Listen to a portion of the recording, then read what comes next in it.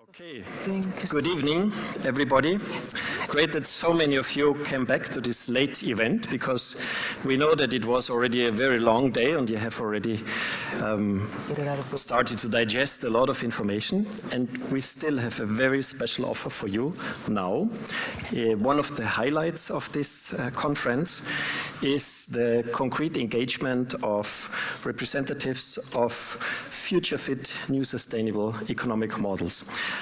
For those who haven't been in the previous events, I already made some references and contextualizations of this conference in general and this highlight in special, and I repeat my name for those who haven't been. My name is Felber. I'm the initiator of the Economy for the Common Good movement, which is the initiator of this conference, co-hosted together with NHL Stenden and Hanse Hogeschool and Vetsus.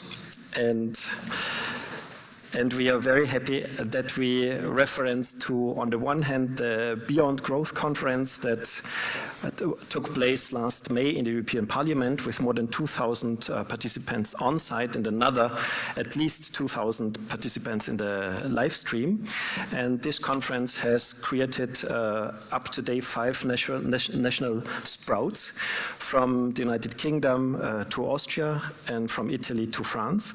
They are popping up, and we are not one of these national conferences. We are a conference on our own initiative, concretely from the movement of the Economy for the Common Good in its 3rd edition. The first one was 2019 in Germany. The second one was 2022 at the University of Valencia, organized by the chair Economy for the Common Good, which existed there in 2022. And now it's after the pandemic, it was a little bit easier to organize with these 3 co-hosts.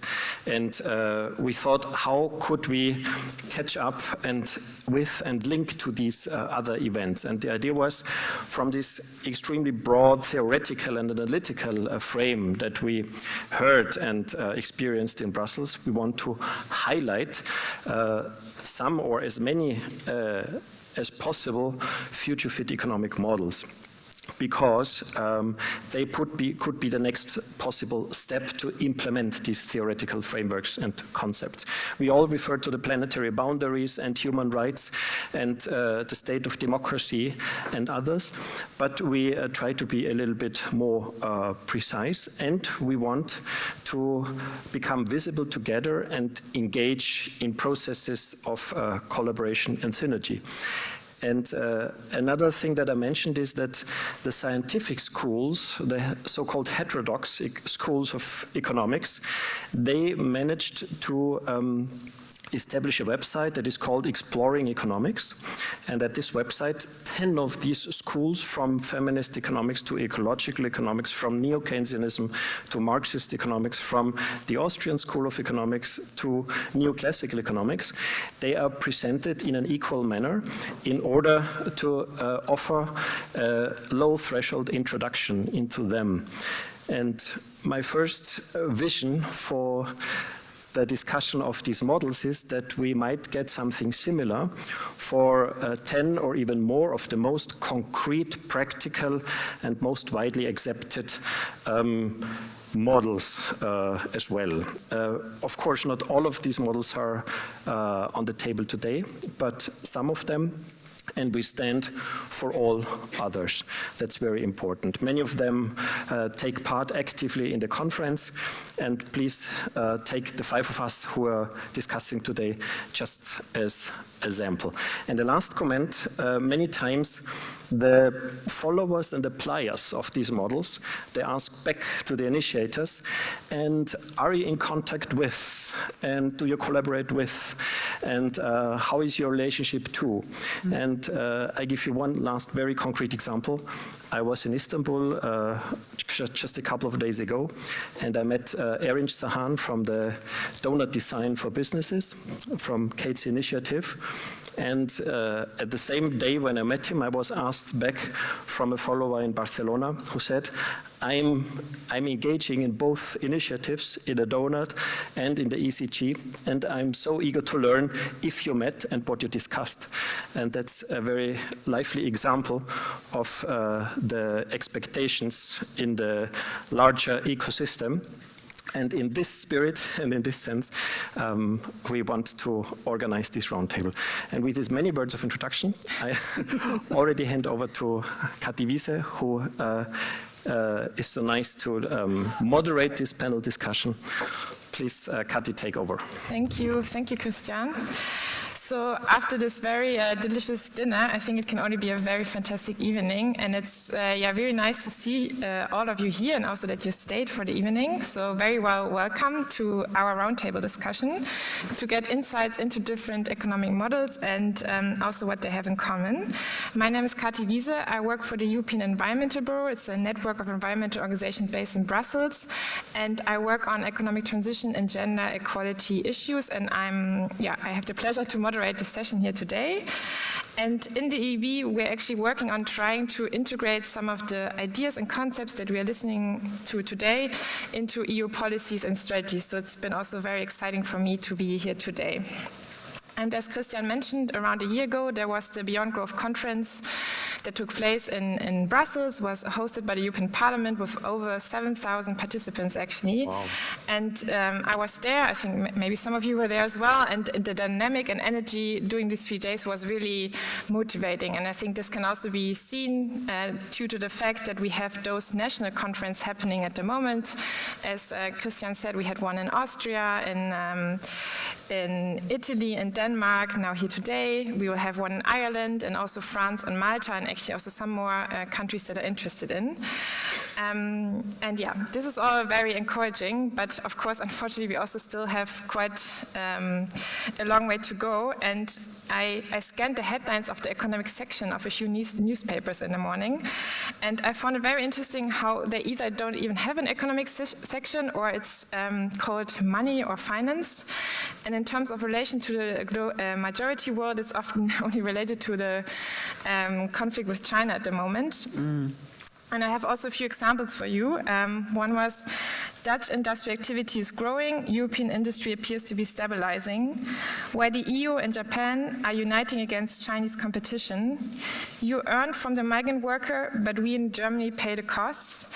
And no joke, one was Robert Murdoch marries for a 5th time in California ceremony. That for me reduces the economy to what we can buy and sell on the market, but the economy really goes beyond this. I mean, it goes beyond what a narrow gross domestic product picture can capture. The economy is us, the economy depends on people, and people depend on nature. And I'm very happy that today we'll hear from experts who have a much wider understanding of the economy and ideas of what alternative economic models could look like. And now coming to the agenda of today, so I will briefly introduce the speakers of today, and then we will head right into the discussion. And you can also participate, and you can do this during the Q&A section that will follow. And you just have to raise your hand, and then someone will come with a microphone. And we will then end with a reflection from Bas van Babel. And yeah, coming to the introduction, I will just introduce everyone, and yeah, you can clap maybe after I introduced all of them. Otherwise, it will save us some time as well. So on the right, we have Lebohang Liepollo Pheko, who is an activist scholar, public intellectual, and international movement builder. And her work is grounded on intersectional race, class, and feminist analysis. And she's currently reassessing well-being economics, feminist well-being economics, and how this interacts with decoloniality and decolonial economic theories. Next to Lebohang, we have Paul Schenderling, who is a Dutch economist, writer, author, and speaker. He advises, writes, and speaks on social and ecological issues from an economic perspective. He's also the founder and program leader of Postgrowth Nederland, I hope I pronounced it correctly, which is a network of experts from 11 different political groups. And he also published a book, which I translated directly, which is something like There is a Life After Growth in 2022. Well. Then online we have Katy Wiese. She's an ecological economist, author, and creator of the Doughnut, which is basically a concept that aims to meet human needs within planetary boundaries.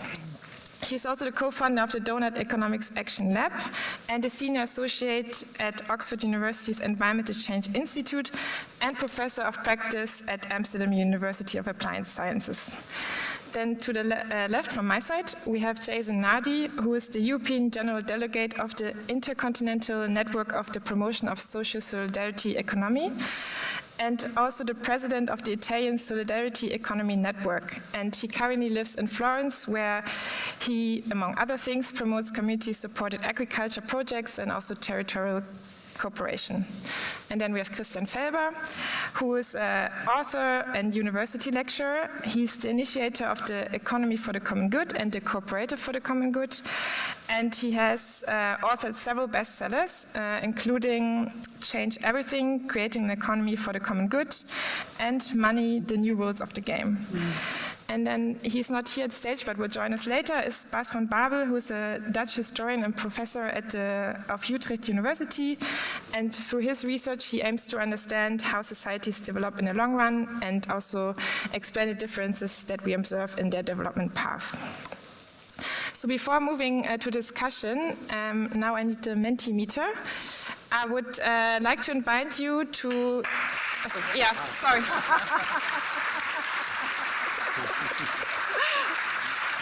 At last. Yes, everyone is still awake. That's great.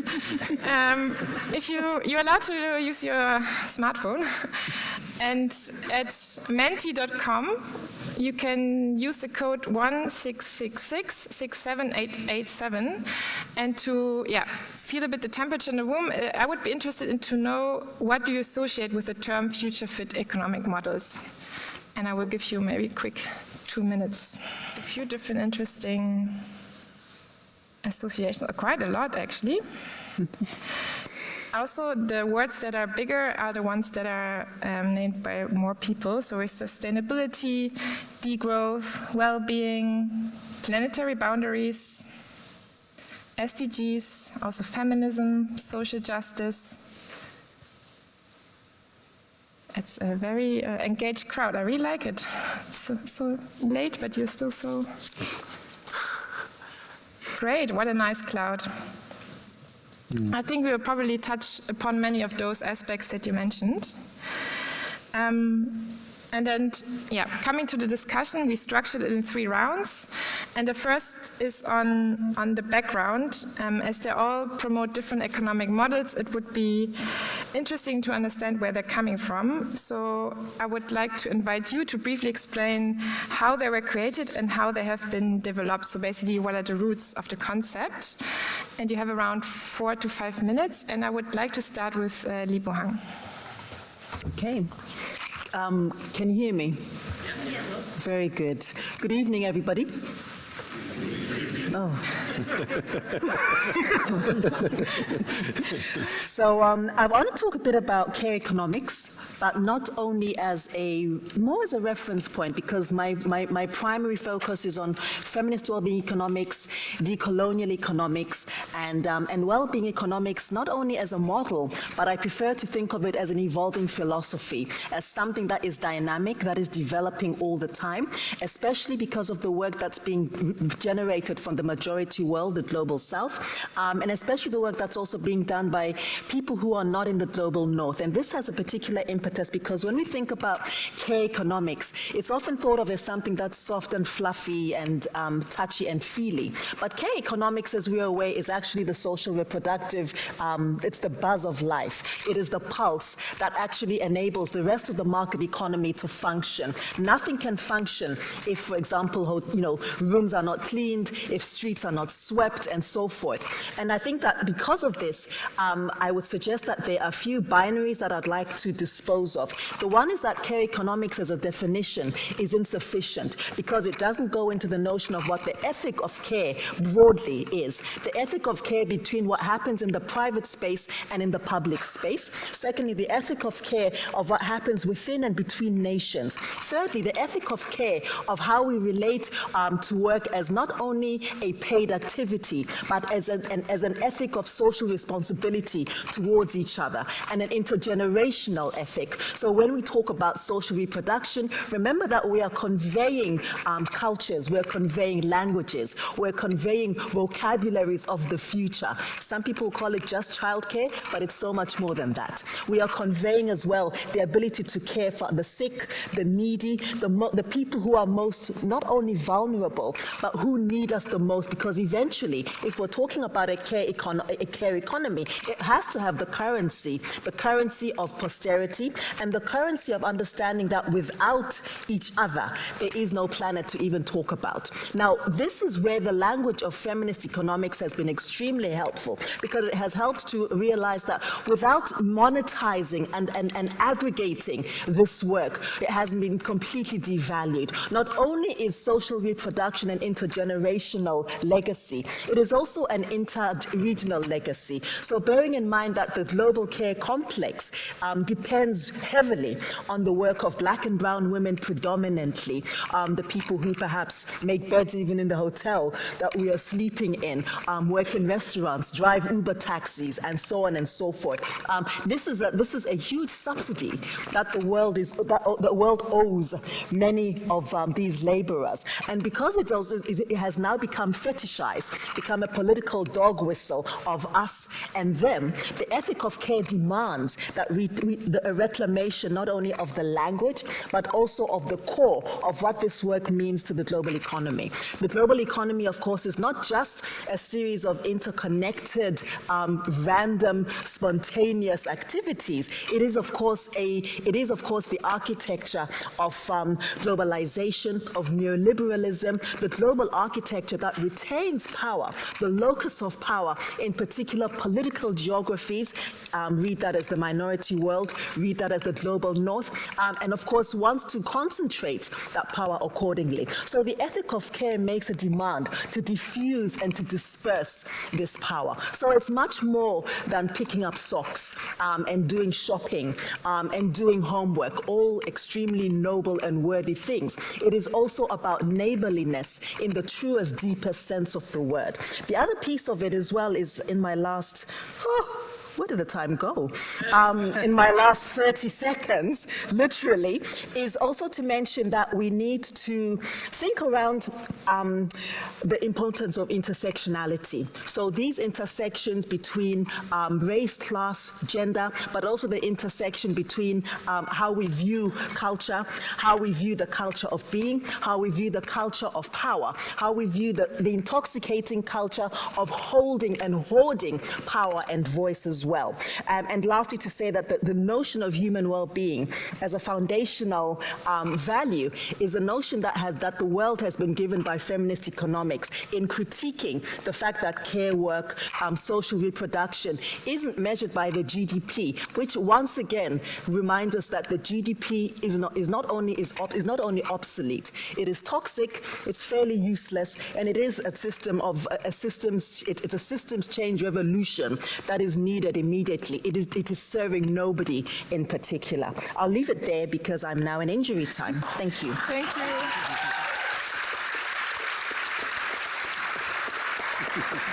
I mean, you touched upon already many interesting points, important points, such as intersectionality, care. I'm sure we will also refer back to this. I would like to come to Paul.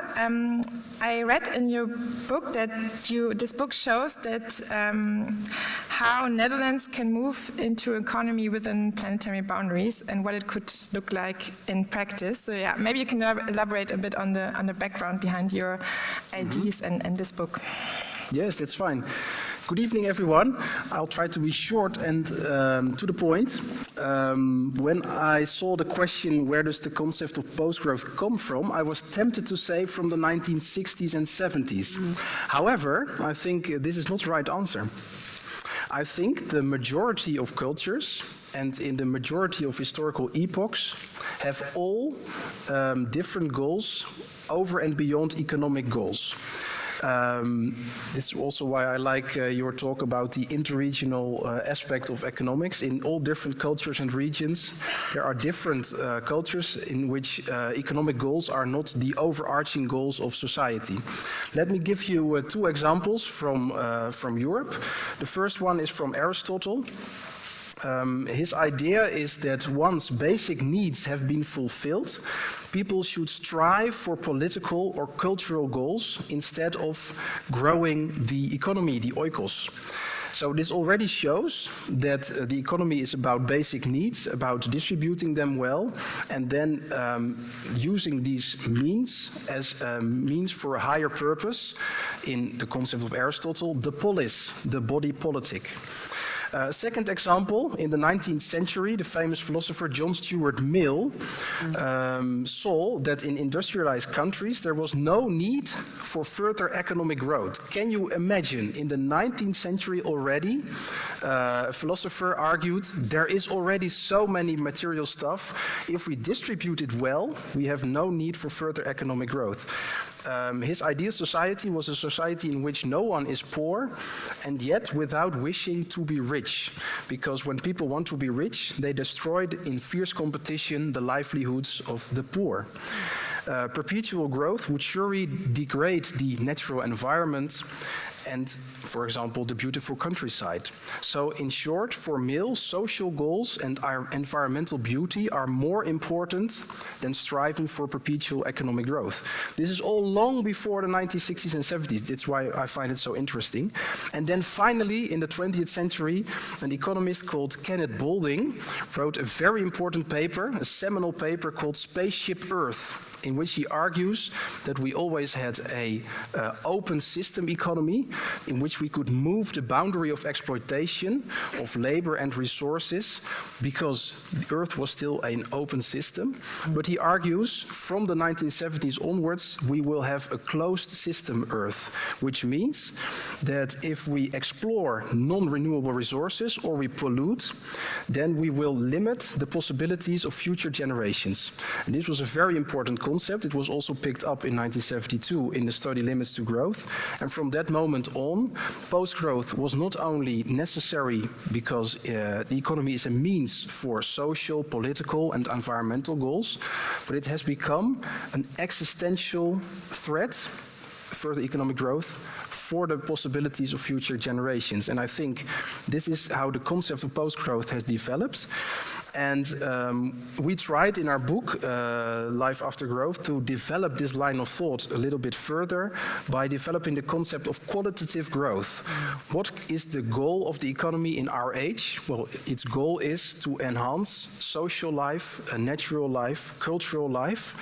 So we should focus, we should shift our focus from the quantitative, more consumption, creating more means, to the goals of life. Social growth, so relationships, institutions, natural growth, biodiversity, for example, cultural growth, and personal growth.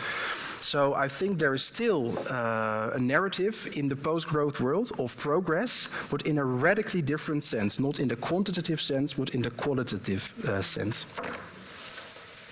Thank you.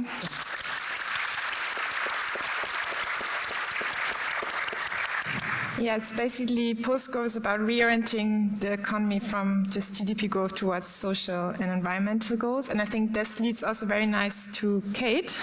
I once saw a TED talk from you where you said we need to redraw the world with a pencil, and one such a thing is a donut. So maybe you can expand a bit on the background of the donut. Sure, and it's a real pleasure to join you all. Thank you so much, and I've loved listening to the contribution so far. So where does Doughnut Economics come from? It came as a reaction to this. This was my university economics textbook, Positive Economics. Positive not in the thumbs up good sense, but positive as in value-free. This is value-free objective science. And I had a big reaction against what I was taught back in the 1990s. To the extent that I walked away from economics and I never wanted to introduce myself as an economist. And I just want to position this. I really enjoyed what Lebohang was saying about the majority world and other voices. So I'm speaking from a voice taught, a white British woman in England, taught at Oxford University, so taught at the kind of the center of the world view of the global north. And it took me time to realize that so much of what mattered to me was missing from that. And I think of it in terms of pictures. You just mentioned a pen. So what are the pictures we draw? And this is the first diagram that everybody learns in economics, supply and demand. And that's a very, very powerful starting point. It centers the market at the center of our vision. Before we talk about any goals or visions of success, we're talking about the market. Our metric is price. Anything that falls outside the price contract is an externality. And you find yourself then for the rest of your career justifying everything in terms of its cost-benefit analysis and prices. And to me, that's profoundly inadequate. So sometimes the best form of protest is to propose something new. And I was first struck by the opportunity to do this when I returned from maternity leave, spending a year raising twins, so immersed in that unpaid care economy of which Lebohang just spoke so eloquently, which was so real to me at that moment. I came back to my job at Oxfam in 2010, and somebody showed me this diagram. The 9 planetary boundaries, which had just been published. And it had a massive impact on me because, as Paul just mentioned, Kenneth Boulding's concept of the coming economics of spaceship Earth, the idea that we needed to live within a limited pressure, that this was a closed spaceship. We need to live within the means of the planet, but there was just a diagram at that point from Boulding, from Herman Daly. This was the first time that natural scientists, Earth system scientists, quantified it and said we can live within this green circle but not go beyond. And to me, this was a revolution. It was science saying to economics, if you won't recognize the economy as a subset of the living world, we're going to do it for you. Here you are. Here's one we made earlier. We've quantified it, not in monetary terms, but in the qualities, the quantities, the metrics of Earth herself, in parts per million of carbon dioxide, in nitrogen and fertilizers applied. So this, for me, was a revolution. But I was immersed in a world of social justice. I worked at Oxfam. This was my priority, was thinking about meeting people's needs. And that's what led me to draw the donut diagram. So to place a circle of human needs within these 9 planetary boundaries. And it came out looking like a donut. I'll be very honest, at first I just drew it as a diagram for myself. I thought I like pictures and I put it in the bottom drawer of my desk. And it took showing it to people quite a few times before I realized other people were finding these pictures impactful. And when it was published in 2012, I realized the power of pictures.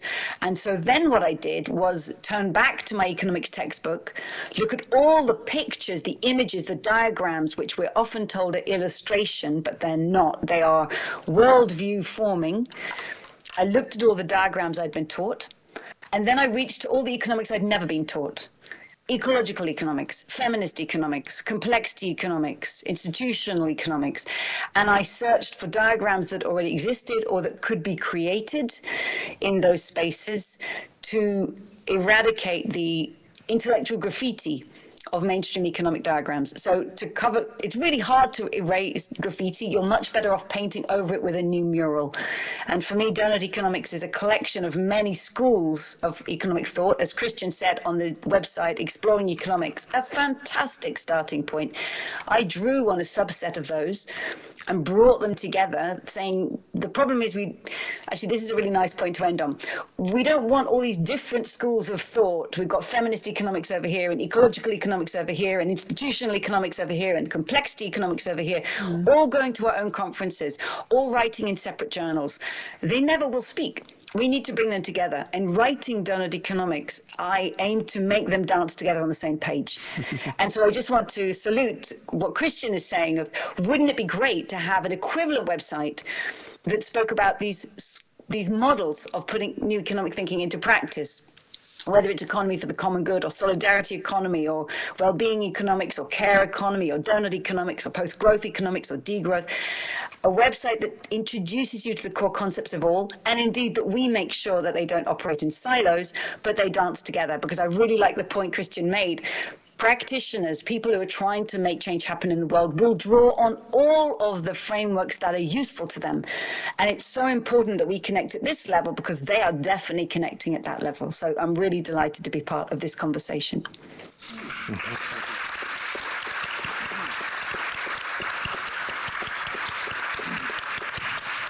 Thanks a lot, Kate. I think that also suits, next to having this website, for example, there was also this idea to have maybe an alternative to the World Economic Forum in Davos, one where we would discuss also these alternative ideas. I think this could also go very well together.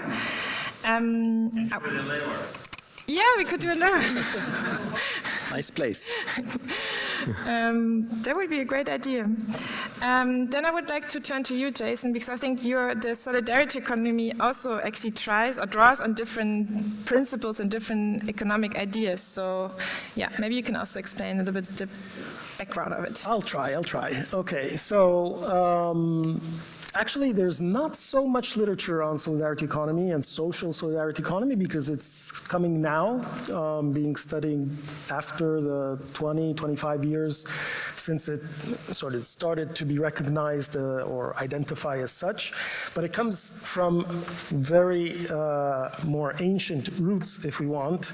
And it started affirming itself after the 90s when we had all these big summits at the UN where the different movements, the ecological movement, the social justice movement, climate, etc., came and had their own battles in each one of the summits. And then in the year 2000 there was the Millennium Goals, and that sort of forced together, and then there was the Battle of Seattle, I don't know if you remember, in 1999, and in 2001 we had the World Social Forum. So there was a whole kind of fertile moment in which movements were starting to talk to each other, and but the roots come from, I would say, the Latin American popular economy and the liberation philosophy. These movements that brought together indigenous cultures, local impoverished places where they had to collectively organize themselves to face problems where the state was not present, and on the other side, there was more traditional social economy based on democratic governance and intercooperation, the cooperatives, the mutual forms and associations where citizens get together and organize enterprises, but based on non-profit values. And REPES, the network that is one of the networks that tries to put these different things together and create a social solidarity economy. It was born in 2000, around 2000, and every 4 years it did a globalizing solidarity encounter gathering in a different continent. So in 2009 it arrived in Europe. And there we started the European network, but it was already happening in Latin America, North America, in Africa, and then it moved to Southeast Asia, etc. So today I would say it's about in 70, 80 countries and in most continents. It works on different levels. We will maybe get on that when we talk about the advocacy and policy kind of actions, but mainly it's practices. It's different practices of all the kinds of needs that need solutions, and that can be done by collective action. So, for instance, it's bringing together and networking supply chains of agroecological productions, like community-supported agriculture, like food co-ops, or energy communities, or fair trade in its different expressions, or ethical finance, and there you have many different kinds of things, cooperative housing, eco-villages, solidarity tourism, local makers and low-tech industry, cultural and artistic third places like social or community centers where many different organizations work together. That's also evolving a lot. Recycling and upcycling initiatives, care and feminist economics initiatives, also non-monetary and gift economy. So it's mixing really a lot of different practices. And it's trying to use or hack existing legislation to work for these. So even if we don't have land trusts in many of the European legal structures, we try to force it by creating commoning structures that have maybe a foundation, but that is used just as like a legal entity, but really it's governed with the principles of a cooperative or of a collective. And I think the difference with the more traditional social economy, which is more seen as a sector of the economy, so the non-profit sector of the economy, is that we mix public, private, and community economics together and try to have a balance where all the values are represented. So it's not the legal form, it's actually the kind of action, the method, the practice that is important. Thank you. Hey.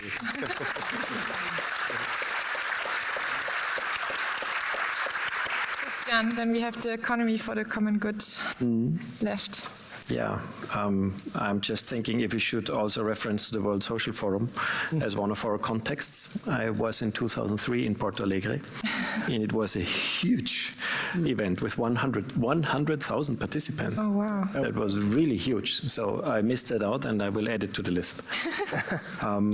Yeah, and catching up with Kate, I ask myself now if could there be a more irresistible invitation to a dancing economist than the invitation to dance on the same page? And I can already see this website emerging with all of our models on it in a very low threshold, accessible way, explained to interested people. Having said that, I confess, but with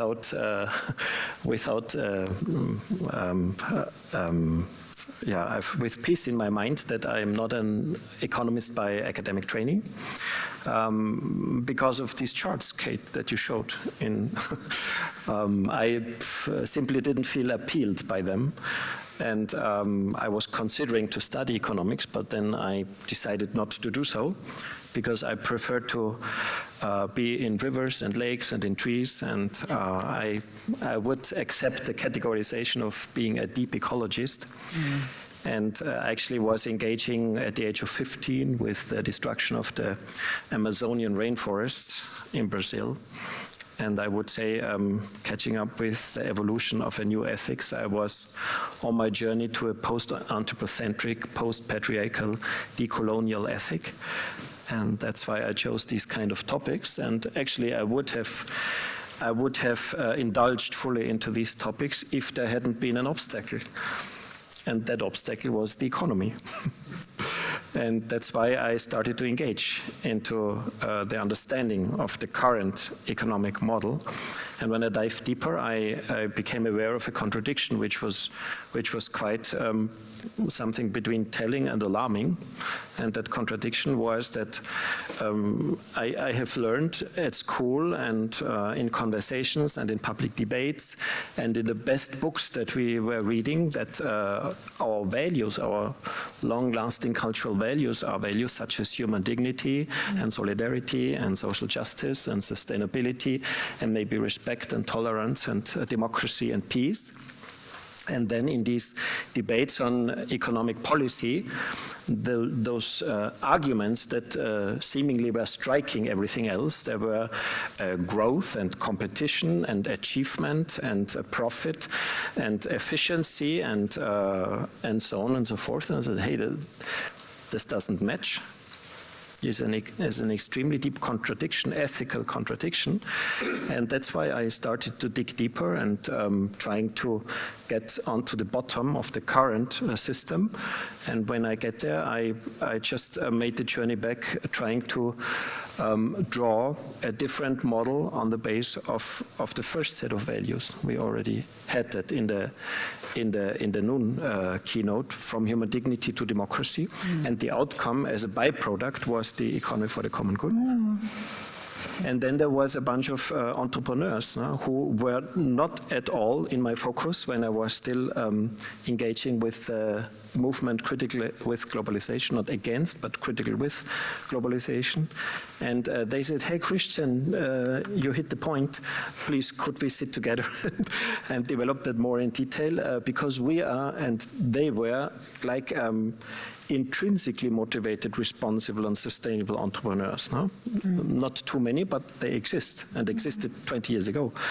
And they said, please, let's develop that together, because we are not ready to accept longer that we who would take care of the environment, of our employees, of the community and of democracy, we have higher costs, higher market prices and a competitive disadvantage. in relation to others who do not take these cares. They have a competitive advantage, and this is nonsensical, and this is a kind of system error. And they encouraged me, and they motivated us to start this movement. And last aspect, to distill from the thicker books that I had written before, and they said nobody will read your books if they have more than 300 pages, Christian. So please, could you put it into 100 pages? And this was the narrative of an economic model that kind of was contradicting or proposing something different in virtually every single aspect than the mainstream narrative. And I knew this is extremely bold and impossible and provocative, but in the end, it was clear that I would do it, and this is the way how it started, and this was 14 years ago. Interesting. So I learned a lot of new things as well. Yeah, I'm actually from a small town in north of Germany, in Oldenburg, and there are a few businesses who follow the economy for the common good. So I found it also quite interesting how it reached in various areas. Coming to the second round, the conference is structured around science, policy, and praxis, and we would like to get a bit of a better understanding where your models fit in. And I will leave the questions open to everyone, but I would be interested if you could touch upon those that are most interesting for you or where you feel like it fits. So the first on science is, and Kate, for example, also touched upon this before, is, as Christian said, heterodox economics has many different schools of economic thought, so where does your model fit in? If you implement the model, who are you collaborating with and how does it look in practice? In which form you're doing it, and if you advocate also, or if you do advocacy and policy work, how do you do this? How do you advocate for your model, and what does it look like, and on which levels do you approach it? And then I would start with Lebohang again. Okay. So again, not quite a model, but I think an evolving state of being, an evolving methodology, maybe. Without giving away my age, I was also at Porto Alegre at the Social Forum at the age of 5, of course. And I think that's sort of like one of the nexus of heterodox thinking, right? Of alternatives. And you know, it's very compelling. Another world is possible, yeah? It's a very intoxicating possibility. And my addendum to that is not only is another world possible, but another world is inevitable. And I think that as we're looking at the notion of how these planetary boundaries, how GDP is not working for anybody, how this inevitability is becoming more and more actualized. And I see this as a natural linear transition or continuum from those debates. And the Seattle moment, I should have been in Seattle, but I was having a baby, so there we go. And I think the other piece of that is that the model or the philosophy or the methodology is also very people-centered and it's community-centered. So my main centers of community would be the decolonial feminist movement at the moment, because it is there where one is able to think around incorporating economic actions, heterodox economic thinking, distribution of power, new forms of international relations, by the way, because when we're thinking about redistribution, we're also forced to think about new forms of international relations and how we are going to live together in a multipolar world where power is not concentrated, but it's instead diffused. The other piece of that is also linked with formations like South Feminist Futures, my good sister friends, formations like NAWI, which is an Afrofem collective, and formations like the Trade Collective, which I'm a founder of, and also formations like the African Ecofeminist Collective. I name them because I think naming is important, not just some abstract, amorphous, anonymous people. And I also name it because oftentimes the work, the labor of Black women and of African women is anonymized as well. And what they do is, it's firstly the ethic is of self-organizing. And I think that especially the African Eco-Feminist Collective, it's a self-organized formation that is working at the intersection of ecological feminism, firstly, at food sovereignty and anti-capitalism. And who doesn't want a good dose of anti-capitalism? South Feminist Futures are really also working around addressing colonial legacy by analyzing, as we say here, the decolonial, anti-racist, intersectional framework. Doesn't get any clearer than that. And now is also challenging neoliberal macroeconomics. All of us work at the intersection of academia, of movement building, and of course in community with each other, which is why I named them. Because unlike your kind of scarcity model of orthodox Western knowledge building, it is about building in community. That's it. Thank you. And also thanks for keeping it to the 4 minutes. Paul, you already also told us a little bit about the background and what's the economics behind it. So as you work with a lot of different stakeholders, I mean, it would also be interesting to hear more about how you collaborate and how you do advocacy. Mm-hmm. Thank you. Well, I think we're standing on the shoulders of giants with this movement. I already sketched some of the intellectual background of post-growth thought. It's also very interesting to see around this table, a little bit virtual and a little bit physical table, that the commonality between all these different visions is that we put the goals of life over the means of life, whereas our economy today prioritizes the means of life and the multiplication of the means of life over the goals of life. And we're fortunate that in the Netherlands there is a tradition of revolt and protest against this movement. And there's also a bottom-up lifestyle movement for decades that we build upon. So let's put the credits where the credits are due. This is also what we do in our foundation. I founded this with Matthias Oltaar. He's also in the room. We founded a foundation with 3 main focus points. We want to reinvigorate the lifestyle movement that is already present in the Netherlands, but that could be do with lots of new energy and new impetuses. So we do this with a program aimed at the general public. And our program aims at a collective of citizens who strive to consume less and to spend more time in communities. And they actively engage and commit themselves to these goals. And in this collective, we help each other to strive for these goals. And we also try to have a commitment to buy only from companies that operate using high social and environmental standards. So that's the starting point. The bottom-up movement that's already there, we try to strengthen it by organizing this collective of engaged citizens. Our second goal is to shift the discourse about green growth and post-growth. And I think we were quite successful in that. Our main focus point is to attack the credibility of green growth. There is no scientific support that it is possible to combine economic growth while reducing the pressure of the 5 factors that cause planetary overshoot. That is emissions of CO2, material use, water use, land use, and emissions of toxics. So there is no scientific evidence for green growth, yet it is the main paradigm for the policies in government and also for strategies of businesses. So by attacking the credibility of this paradigm, we're also gaining a foothold, voet tussen de deur, with all kinds of institutions. Yeah, I have an advantage that people understand Dutch. Foot in the door.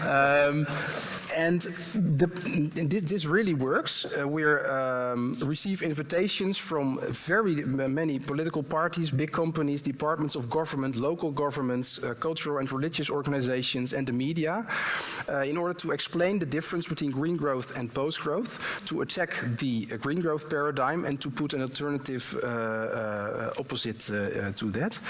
And we also collaborate with political parties to strive for new kinds of policies. This is, of course, hard work and will take a long time, but when we have gained credibility, we also have the possibility to change policy. This is also our third main objective, to develop concrete proposals for government policies and business strategies for the medium and long run that are based on scientifically sound post-growth principles, but that are also practicable. This is why we started a network of freelance advisors that also advise government agencies and also municipalities and also businesses how to operate within the means of the planet while improving well-being. And well, I think because there is already a movement in the Netherlands, there is also possibility of growth in this movement and making an impact. One of these successes is that in the Netherlands, the concept of selective growth, which is the middle way between green growth and post-growth, this is typically Dutch, of course. We have a consensus political culture, so we strive for a compromise between green growth and post-growth. Even though I do not advocate this compromise, it is a step in the right direction, and this shows that it is actively possible to create an alternative and to have some influence with it. Thank you.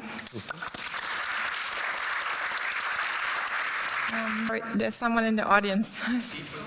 Yes, okay, so not to only include municipalities, but also schools and yeah, the educational sector, as I... Okay. Yeah. Okay. It's a good addition to make one sentence, okay. One sentence reply. There is another great foundation in the Netherlands, Our New Economy, which advocates a redesign of education. So there is already a foundation for that. So we focus on the points that I mentioned, but we have great collaboration with that foundation. Thank you. I mean, maybe we touch also upon the education point. I would then head over to Kate. I mean, Kate, the Doughnut movement has been growing in the past years. The EB has. We also actually work with Brussels. Like many cities have tried to implement the Doughnut now. Also Amsterdam. Maybe you want to expand a bit on this, or maybe also have other concrete examples how the Doughnut has been implemented. Sure. So back in when the Doughnut diagram was first published as a discussion paper at Oxfam, it had a lot of traction. It was really clear to me that this idea was valuable for people who wanted to. It had a buzz around it. So I thought, as an advocate, the best piece of advocacy I can now do is to leave my job here and to write a book saying, okay, if the Doughnut is the goal, what can we learn from all the schools of heterodox economic thought to bring about an economy that achieves this? And my goal as a solo, I was just writing a book, right? Probably similar to Christian. You have no idea what's going to happen as a result of this book. My goal was to advocate at the economics departments in universities. I was trying to change the way that economics was taught. I wanted to write the book that I wished I could have read myself when I was an economics student, realizing that there's not something wrong with me because this doesn't make sense. There's something wrong with the theory. So if I judge myself on those grounds, that's actually probably the place where it's had the least clear traction. Yes, there are professors around the world doing amazing work trying to bring it in, but what actually happened is instead of it getting taken up by economics departments because they are so caught in the confines of the neoclassical economic teaching, it got picked up almost everywhere else. I got contacted by school teachers. Somebody's talking about education in the room. So school teachers, I want to bring this into my economics teaching. I want to bring it into geography. It got picked up by other departments like urban design, and then far, far beyond university. So I found myself being contacted by city councillors. Can we put the Doughnut into practice in our town? I'm an entrepreneur. Can I put my business is for living in the Doughnut? Can I use it? What would it mean to be a Doughnut business? What would it mean for our community group to use this locally? And so this made me realize that there was this group of people around the world who wanted to turn this idea into practice. And that led me to found Doughnut Economics Action Lab. And the name is very real. It's all about action. So let's put those ideas into practice. I really think that 21st century economics is being practiced first and will be theorized later, right? The theory and the departments are so far behind. We're learning from and with practitioners all the time, and I really like what Lebohang keeps saying about it's an evolving philosophy working with, right, the emergent, and also on the solidarity in all of us. We're all emerging and evolving through practice. That's what makes this work valuable. So we're working with towns and cities, and I'll just speak briefly. The educators, communities, towns, starting to work on government policy. But I just want to speak briefly to the fact there's now over 80 town, council, district, city, regional, local governments that have said we adopt this framework to help bring about the transformation we want to bring. And it's not that they say, oh, we've just discovered the donuts, suddenly now we're going to do everything differently. No, of course, they have values, like the values that Christian's speaking to. They have values, they have a vision, and the donut, I think, for them, provides a very visual, simple, communicable framework that speaks to an ambition that they have. So it becomes part of their transformation. And my colleague Leonora leads our cities work, and she put together this really great report called Cities and Regions, Let's Get Started.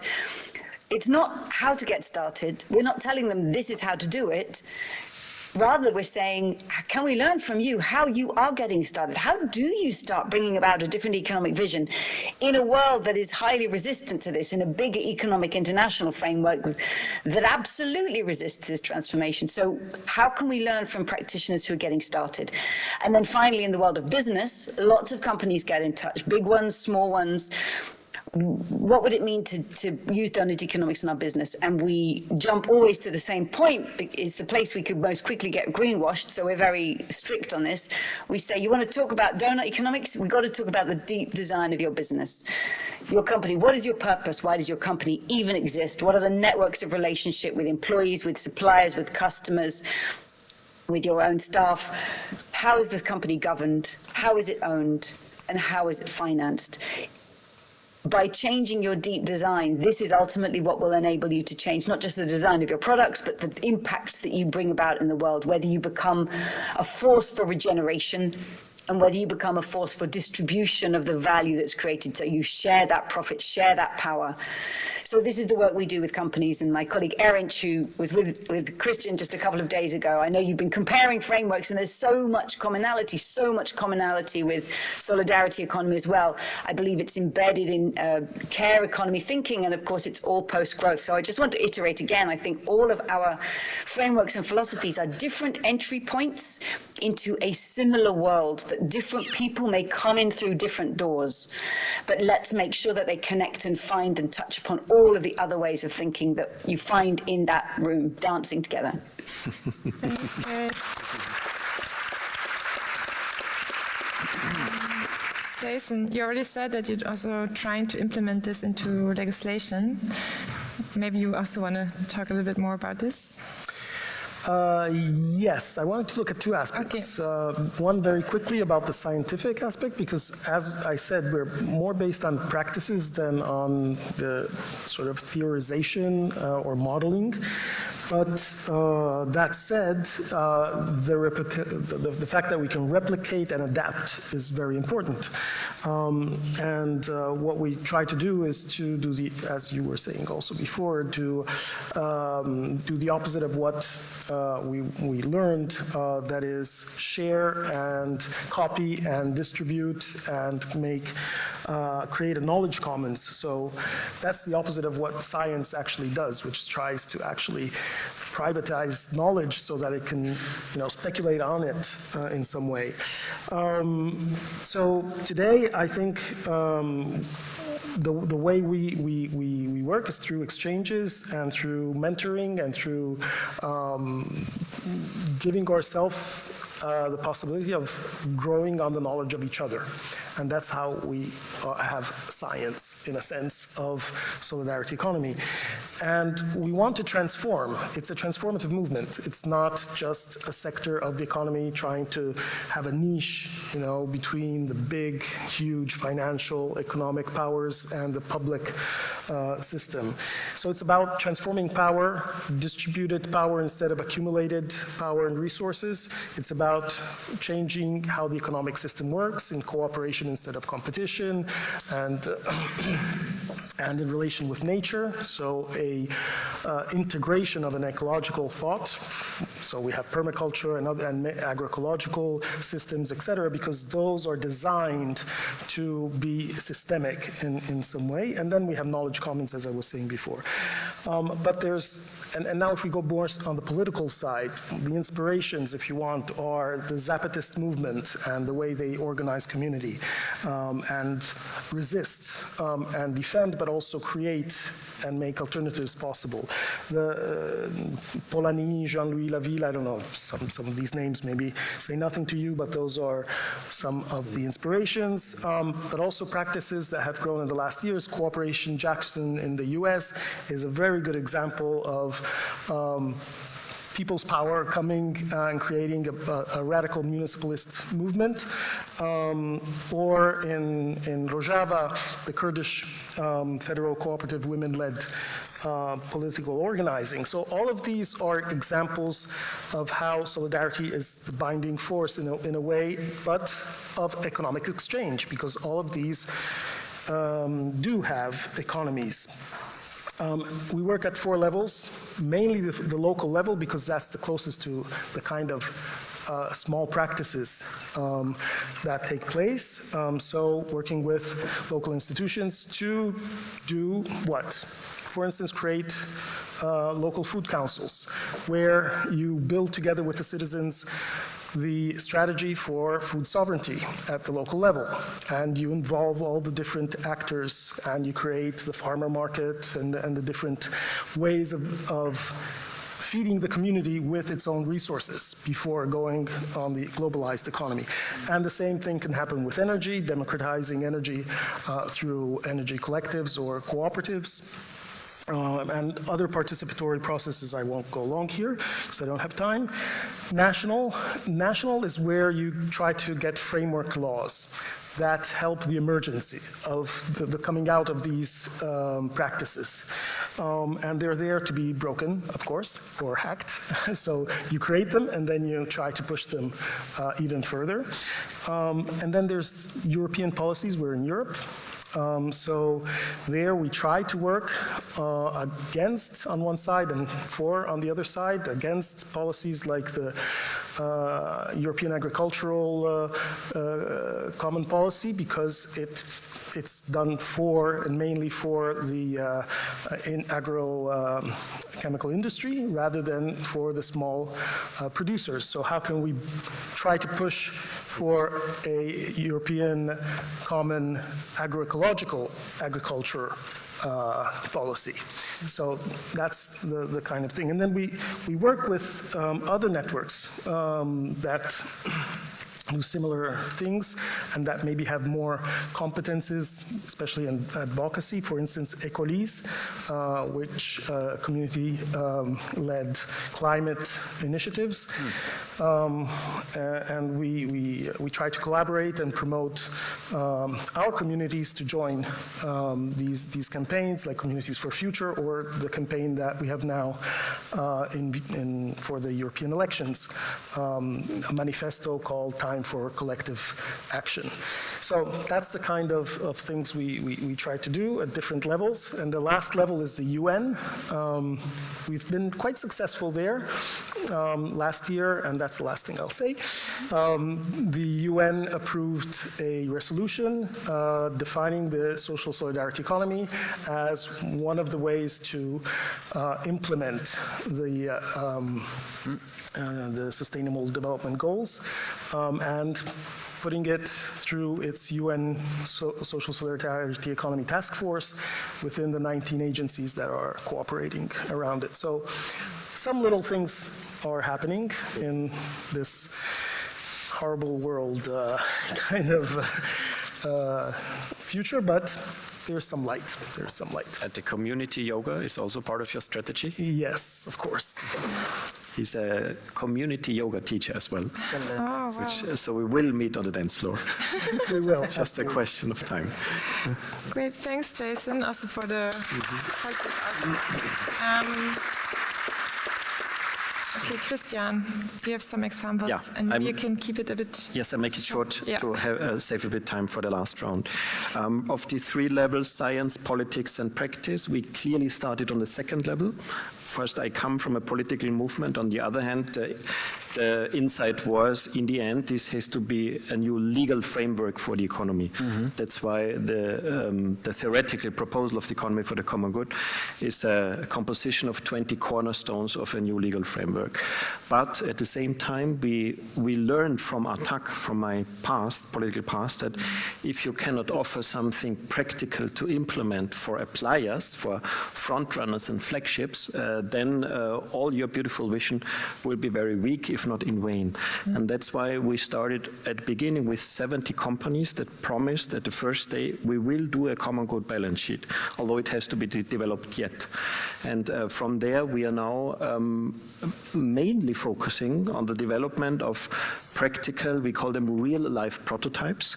And this is an instrument for companies, an instrument for banks. We've created a common good current account and savings account, instrument for municipalities and cities, common good cities, and also for schools and universities. There's a huge project on a curriculum for schools in Germany, which will spread probably to other countries.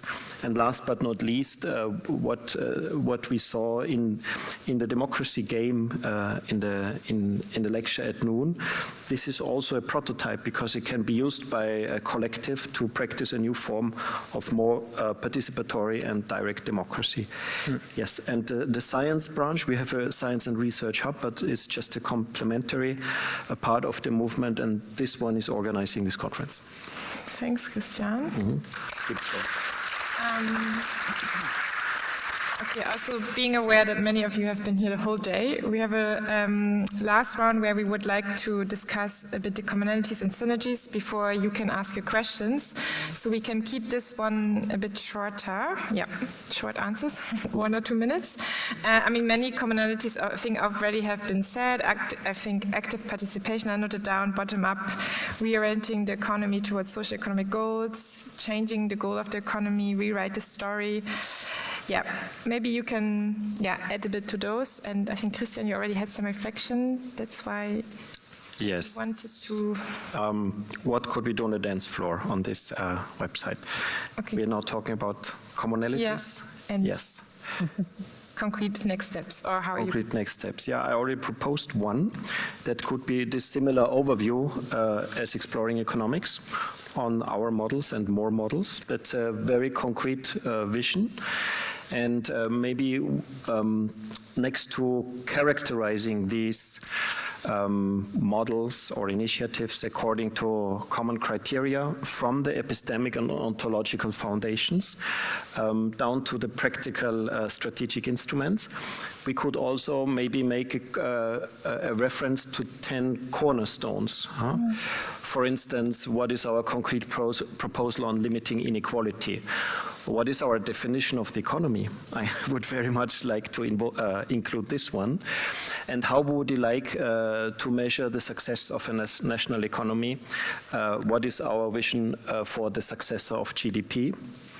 And also one which is very much linked to that one, which I consider a huge opportunity of our global movement, if I may call it this way, are these sustainability reporting standards. They became for the first time now a mandatory instrument in the European Union, the CSRD, Corporate Sustainability Reporting Directive. And the European Union built on the work of GRI, Global Reporting Initiative, and another one. But although we are quite happy that now there is a mandatory instrument, it's not really convincing. It's not holistic, it's not effective, and the most important points are missing. Like, for instance, that the reports are, that they include the most critical topics, such as, for instance, are they decolonial or not? What's the distribution of wealth, property, and income? Are they lobbying for political decisions, or are they even influencing or manipulating science? These topics are not included in regular sustainability reports. But the proposal is that all those movements, decolonial movements, feminist networks, human rights movements, environmental groups and others, and our networks, like these other economies, they could propose at least common requirements for these global standards that will come. They will come as sure as the international financial reporting standards have come and are put into law. So I'm convinced it's just a question of time that the international sustainability reporting standards will follow. And here's our opportunity. And this could be one point of common engagement. And maybe just the last one, to refer back to Lebohang and care economy and also feminist economics approach.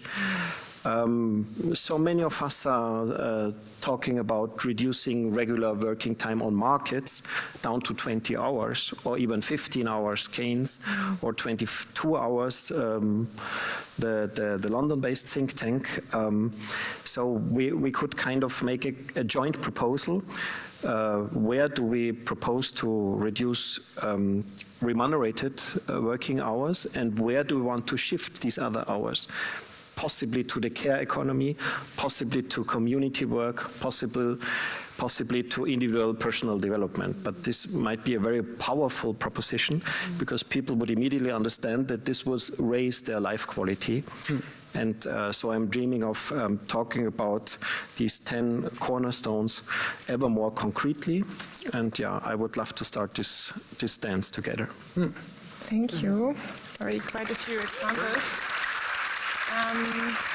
Yeah, maybe I would just ask in the round who would like to add something to the point.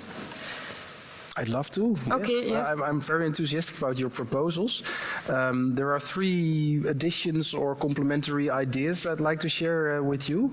And those 3 are demand-driven. So these are the questions I'm constantly asked. So maybe we can collaborate answering these questions.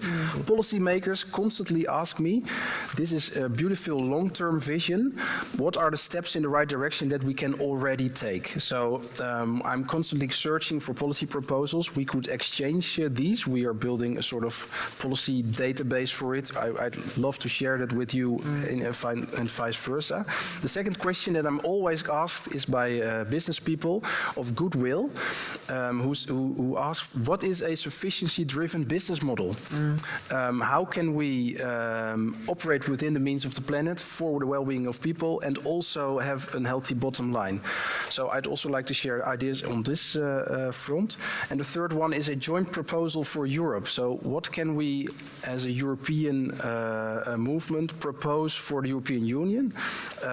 One of the ideas of Herman Daly, for example, is a resource quotum, or we could call for a European resource tax, which is a very concrete step in the right direction, because if you limit resource use, you're also making a step towards a post-growth European economy. So it makes it concrete, you can lobby for it, you can join forces, and also show that it's not just in some different countries, individual movements, but it's a European movement. So I'd like to add these 3 points.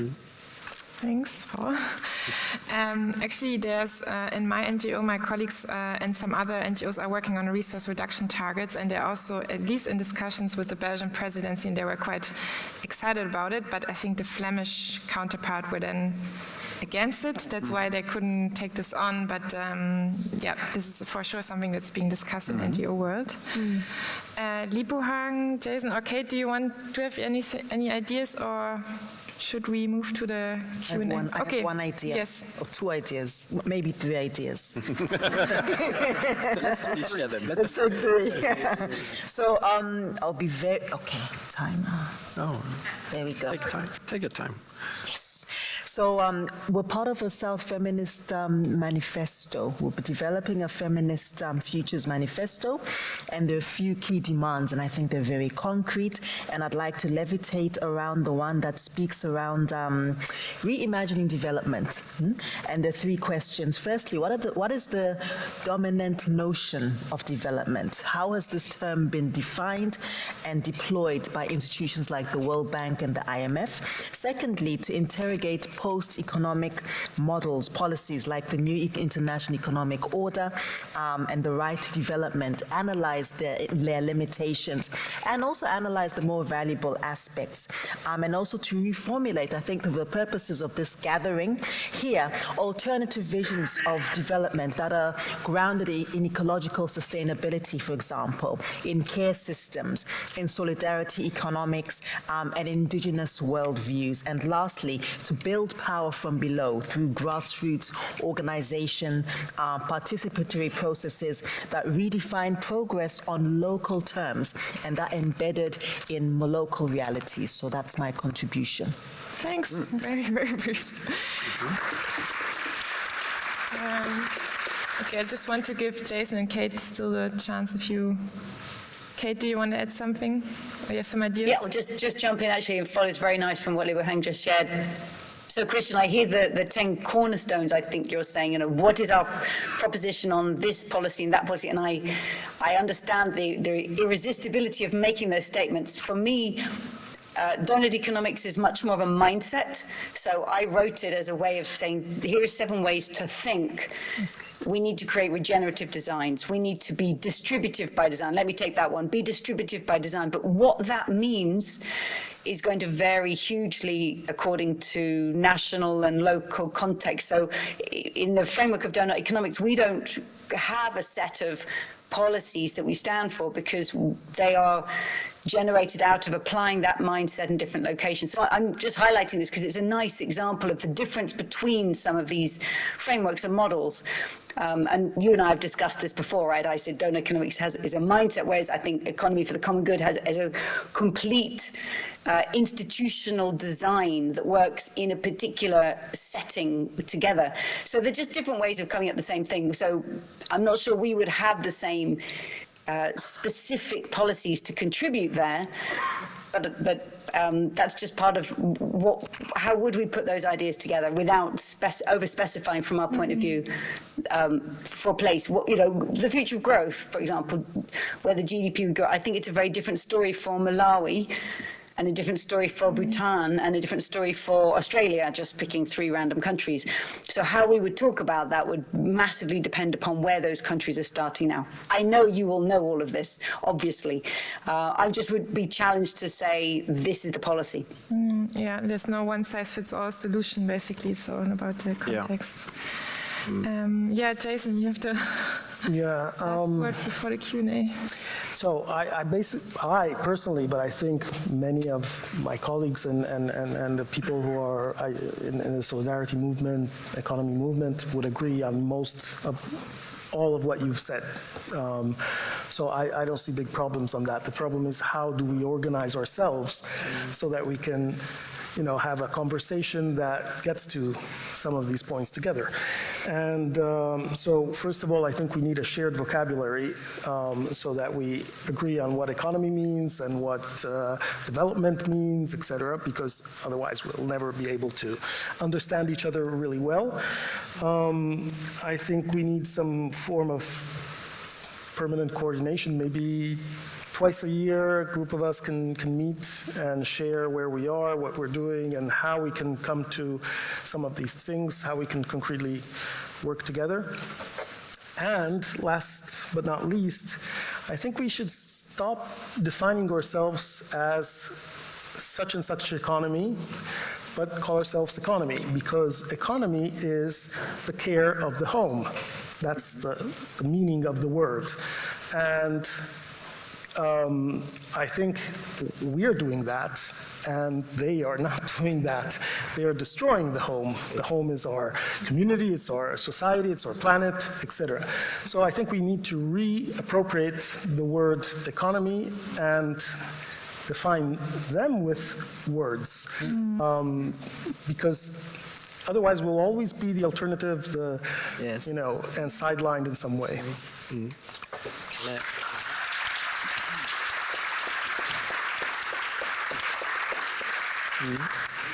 Can I just add one sentence to just to avoid the potential impression that was an advocacy for a one-size-fits-all idea? I fully agree that it should not be the result that one-size-fits-all, and I would very much love to start with talking about what is economy and what is development. My first association was the inner development goals, to be honest. And then just to explain it, because it was maybe now a little bit too quick, from mapping to matching to merging. It's a long journey, and just getting back to one example, when communities vote upon the limitation of inequality, just as one example, the outcome can be different in every city, in every country, in every region. So this is very important to allow different outcomes. And even other example, a potential well-being index could look theoretically different in every single community or in every single country. Just to underline that, the goal is not to look for a one-size-fits-all solution. Thanks, Full stop.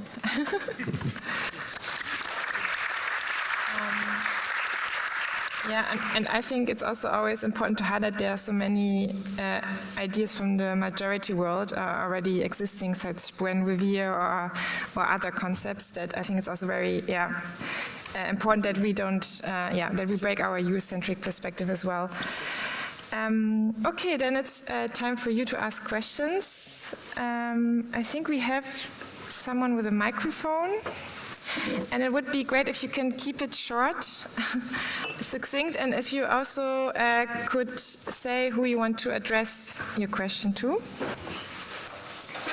And while you're waiting, I also have another Mentimeter, if you can put it up, because this is about which other future fit economics models you're aware of. So some people can answer the question, and then I don't know if someone, I can't see really well, but there are a few hands. So maybe we can take 3 or something. Okay, yeah.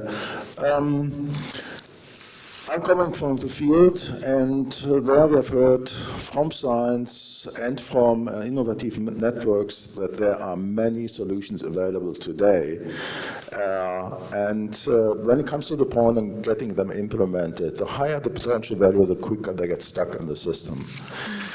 And we've looked into this, and I must say I'm very positively surprised, because we've heard today about a couple of things that have actually worked in the field, like really listening to people, heard about co-creation and so forth, so that's good news.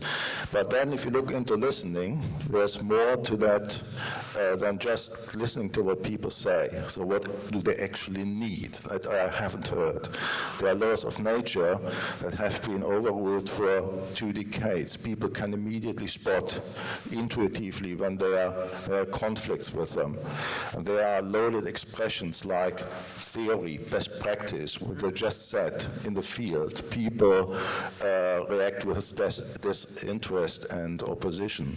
So I wonder what could be done, and the question is to any of the panel, in order to get this key information to the top out of the information overload and get those, bringing models forward, educated on it, so they don't get stuck in the same reasons their predecessors get stuck.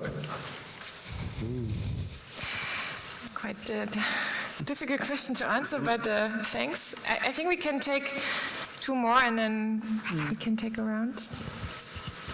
I think there was one over there. Yeah, people are still awake. Nice.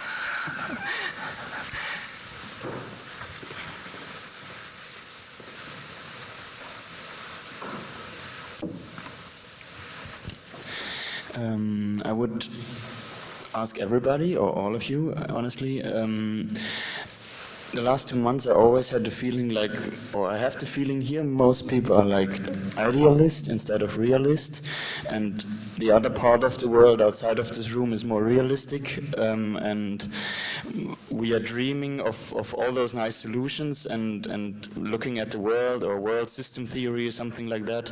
We see that the big powers, if there is something going on, nobody cares anymore about sustainability or anything. And it's really depressing. And I mean, how can we have more leverage? How can we be on the longer side, or how can we be on the stronger side and not, always ask for participation, ask for everything, and like there has to be more leverage for these topics or for those topics. Thank you. One more, and then we can have a second round. And by the way, we have loads of other models. It's really, that's a really nice. About 100. Yeah. Degrowth also quite prominent. Yeah, you talked a lot about issues with GDP growth, but there was also another lot of other issues with traditional economics that Kate also touched upon, for instance, with cost-benefit analysis. And I was just interested to know whether you think those types of economic methods will still exist with those more future-fit economic models and with a twist in different operationalization, or if those types of methods will just disappear. Thank you. Maybe does any one of you feel like answering one of those questions? How do we not get stuck in the system? How can we be on the stronger side? And what's the future of this new classical economic tools? Yeah, I could start with one aspect of not getting stuck and how to get some of our ideas through. And maybe first, what is the benchmark that we know that we are successful? And getting back to my political analysis and to my role as a political scientist, I would say measuring the laws that implement positive change. I was engaging more than 10 years for TAC in Austria, and we did not get through a single law that had a positive impact. We managed to prevent 2 international agreements. That was the General Agreement on Trade in Services in the World Trade Organization, and we managed to avoid the Services Directive in the European Union, but these were 2 negative defense successes. So I would prefer to measure against the benchmark of regulations that provide and catalyze positive change. So there would be, we should be measured. And the only success in this way that the economy for the common good, beyond the local level, there were some decisions of city councils that made decisions in favor of implementing the economy for the common good in public companies or promoting private companies. Was one regional government in Spain actually that passed a law. It was not even a law by the regional parliament, it was a law by the regional government to promote some of our activities with businesses, foundations and educational institutions. And I say this because for a deep transformation, we need a broad range of laws that really implement this change, starting from replacing GDP by a more reasonable successor. And now comes the answer and the vision. In a time of declining democracies, according to VDEM and Civicus International and Economist and others, my hope lies very much, for instance, in these citizen councils. Because following the Irish example, the result of a successful citizen council is a new law, and a new binding law that can even be a game changer in the society. In Ireland, it was same-sex marriage and a solution for abortion. And that's just one example. You can discuss any kind of topic in the citizen councils. And in the successors in Germany, France, and Austria, they made the full error that the results were not binding. And this is, of course, the death of the citizen assemblies. But my point is, if others organize citizen assemblies that have binding results and struggle for a deeper and more participatory democracies where one day the citizens can initiate a citizens assembly on their own initiative with overcoming a certain threshold, then some can organize a citizen assembly on a specific topic, such as limiting inequality, or such as replacing GDP, or such as distributing labor or care work or wealth newly. And we, the representatives of the models, can engage in these assemblies or be resource initiatives, resource persons.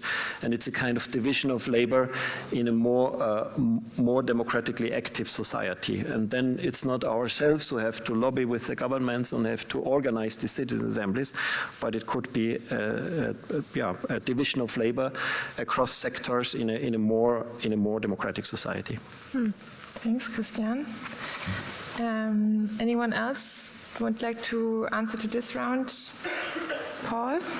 Yes, maybe I'd like to comment on the first two questions. Maybe I can combine them. I think there are two leverage points or access points in the system that we can use. The first one is that empirical reality forces us to look differently to the economy.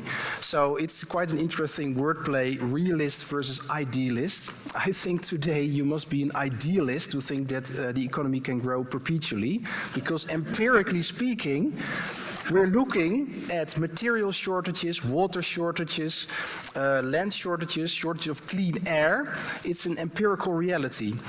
Maybe it's because the Netherlands is such a tiny country that we are empirically feeling these boundaries. And I always mention these empirical realities to force my way into government rooms, boardrooms, etc., because they can already be felt and we have to deal with them. So I think we can be a realist movement, actually. Maybe that's an eye-opener. Secondly, I think it's very important to engage. Oh, thank you. To engage with different thinkers from the start. So before we even wrote one sentence from our book, we consulted with experts and thinkers from 11 different political parties, so that we can learn how does a conservative talk about living within planetary means, how does a social democrat talk about it, how does a Christian Democrat talk about it. By learning from each other and how values are different, but maybe we can have a shared goal, I learned a lot about people's motivations. So I can also actively engage with people, also people with very different backgrounds in very different groups. And that also creates an access point, a point of shared motivation. And it's very helpful in all these rooms to have a healthy discussion. Thanks, Paul. I think we have the last question still remaining. If Jason, you want, I can jump in on that. Okay, Kate, yes. Yes, great question. Will the mainstream tools still exist on, say, cost-benefit analysis? So, actually, in the UK, there's in the Treasury, which is the Ministry of Finance in the UK, they have something called the Green Book, which is a book of rules by which the Treasury makes its decisions, and it's shockingly price-based. So I think, for example, if they're thinking about transport decisions, a pedestrian doesn't count, but somebody driving a car counts much more than somebody riding a bicycle. I mean, it's really upside down. Somebody traveling to work near London is given much more value rating than somebody traveling to work in the north of England because they have a higher salary. So it's topsy-turvy in terms of redistributional and embedding values. It's just echoing the financial values that the mainstream system shows up. the Treasury have invited me to go and present Doughnut Economics to them in October. So it's a really interesting situation. One, this speaks to the second question as well. They're inviting me in, right? They're inviting us in to talk about a new economic mindset. And I'm always interested, where did this come from? Who here initiated this invitation? I always try and get to talk to that person. Why have you invited us now? What is the context? What is the opportunity? Because they can help you bridge this idealism and realism, whichever way round we want to mean that word, and I like what Paul did there. They can help us bridge that. There is an opening. The Overton window is widening. And now is the time you should come in and speak. So I'll be talking with them in October, but asking, I mean, the critical thing here is, and one of the points of resistance, and I sense the person who asked the question knows this from the way they asked the question, that if you can't offer an alternative tool, we're not going anywhere. Because mainstream accounting and decision-making, it's made in this very set way, which is, of course, the power of the economy of the common good. Here is a framework. Here is an alternative tool. And I really salute the way that ECG have created this alternative framework. So you can do alternative accounting. So we need alternative tools to displace the mainstream ones. The question is, can we jump? How do you jump from financial valuation to Earth system and human, right, counting in human and planetary metrics? And that's why the donut, we calculated 4 nations. To me, this is a different national metric. This would, Christian's answer in his 10 cornerstones, what replaces GDP? For me, a national donut.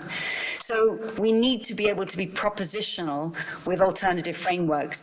But I'm excited by knowing that there are people in influence in places like the Ministry of Finance who are inviting us in. And when these opportunities arise, we really need to be smart about how to enable this door to stay open. Thanks, Kate. Just very quickly. Yes. Also responding more to the first 2 questions. I think that, how not to get stuck in the system, I think the system is getting stuck by itself. What you were saying, and this thing is becoming evident. So what happens? It creates crisis. Now we're shifting towards a war economy. And the production system, the financial system, et cetera, are already saying it, and that we have to prepare for a war. We're already in wars, but it will become more evident. So it's shock economy, classic. Now, I think what we need to do is to show that we are already practicing the alternatives that they are possible, that they're feasible. But we also have to become more independent from the financial system. So use tools that we can create, and today it's much, much easier with the technologies that we have, to locally have social complementary currencies, for instance, for a whole set of needs that can be catered through that, and that don't need to go within the banking and financial system.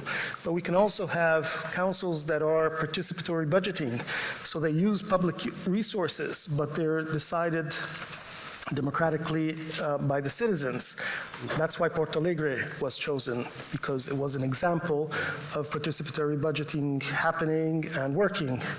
Then it didn't continue as well, but it did diffuse this possibility, this system. If we as citizens need to take it back in our hands and demand it, because that means that part of the budget allocation is decided on really on the basis of the needs and not of some cost that is attributed to different different value systems. So that's, I think, how we can try to address this issue. Thanks. Lebohang, do you want to? Then we can have one more round. I think we have 1, 2, 3, and then 4, and then I think, yeah. Ah, sorry, I cannot see you. Okay, in the front. Yeah, maybe you can keep it short and we can take all of the 5 questions. Or? Thank you. I'd just like to give you a compliment. Coming together this evening is really unique. So the compliment first, but I'd like to make a question in the form of a proposal. You know, connected with the Wellbeing Economy Alliance, there are the Wellbeing Economy Governments. And would it be a wonderful project for one collective project, you 5, to help those 6 countries? Those are Iceland, Scotland, New Zealand, Finland, Wales and Canada. And they are looking for help to make a new economy in those 6 countries. It would be a wonderful global project if you could collectively do this job. So I wish you much success with that. Thank you. Thank you.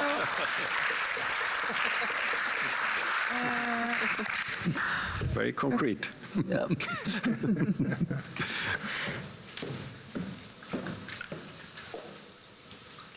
It's someone in the front and there.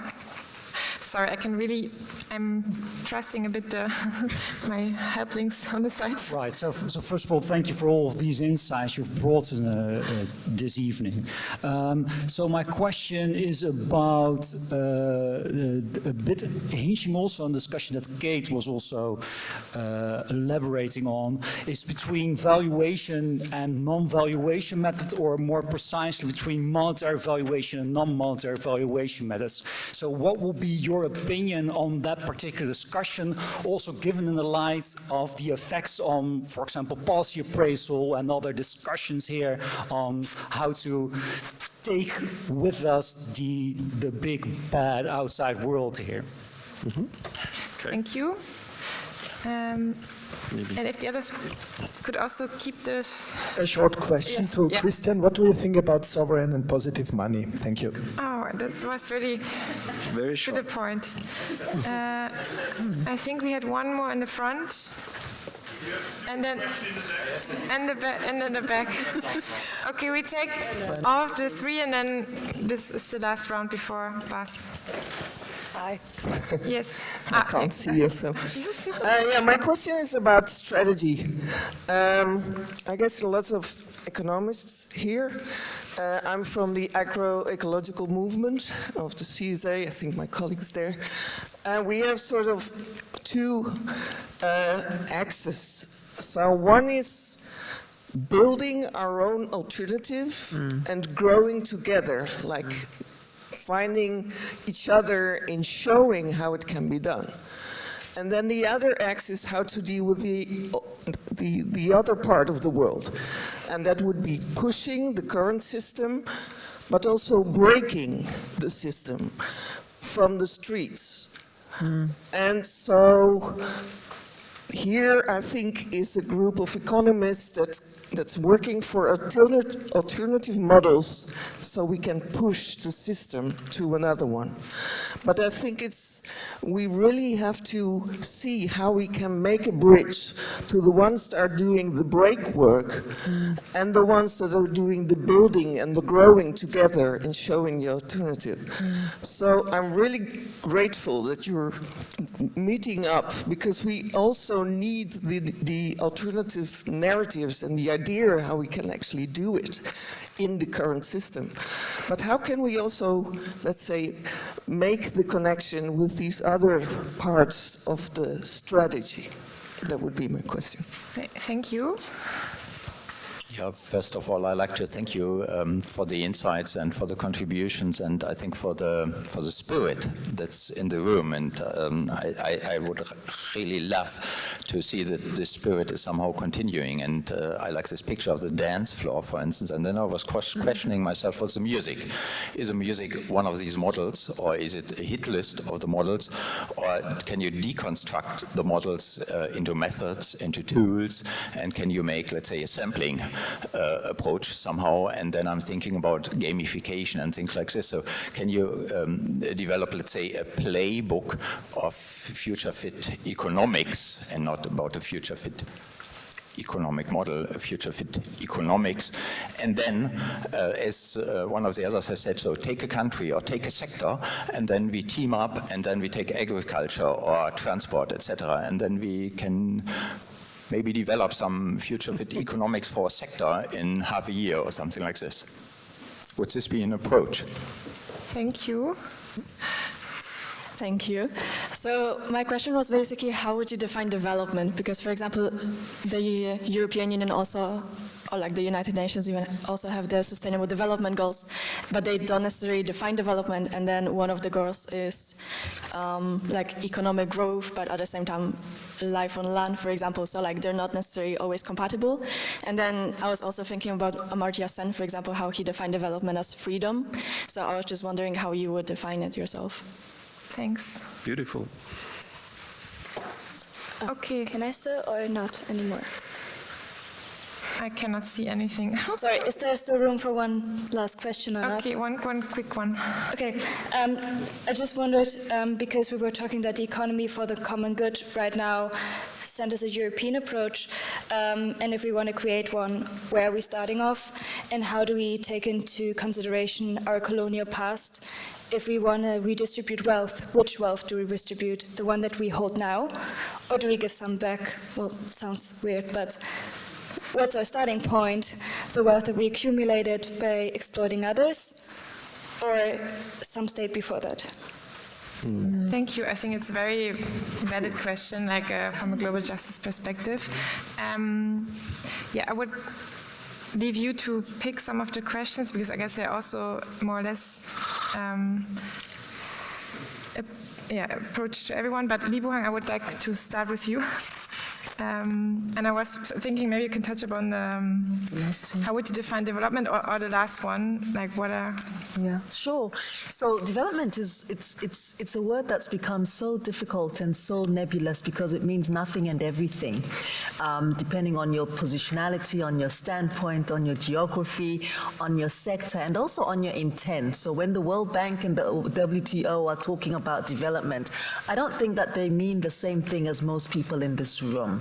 And it's become also a construct that has been hampered by neoliberal and statist and also corporate interests. So development for whose interests, development towards what, and also development in relation to whom and what. And it goes back to what I was talking about earlier about multipolarity, context, local realities, and immediate need, self-definition, autonomy, and sovereignty as well. So I don't actually have an answer, because the word development means so many things and it's become so toxic. That's my answer.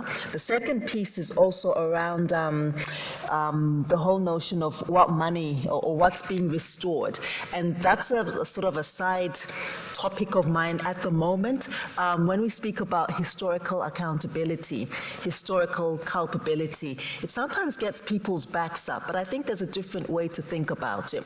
There's a way to think about back to the community ethic of care, and who are we in community with? Firstly, are we in the community with those who have passed and those who are yet to come? Secondly, are we in community with those who are only in our immediate sphere of influence, our immediate, our immediate neighbors? Who is our neighbor? And especially as people who think around well-being, ethics, solidarity ethics, community economics ethics, what does that mean to each of us? I answer the question with another question. What does it mean to think around how one has acquired wealth intergenerationally, whether by stealth, whether by colonialism, whether by slavery, and what does it mean to be accountable without being defensive as well? And what does that mean as well for the kind of ethic that understands that redistribution is bound to be uncomfortable, it's bound to be difficult, and it's bound to be really blurry. But that doesn't mean to say that we should stop trying to be neighborly. I'll leave it there. Thank you.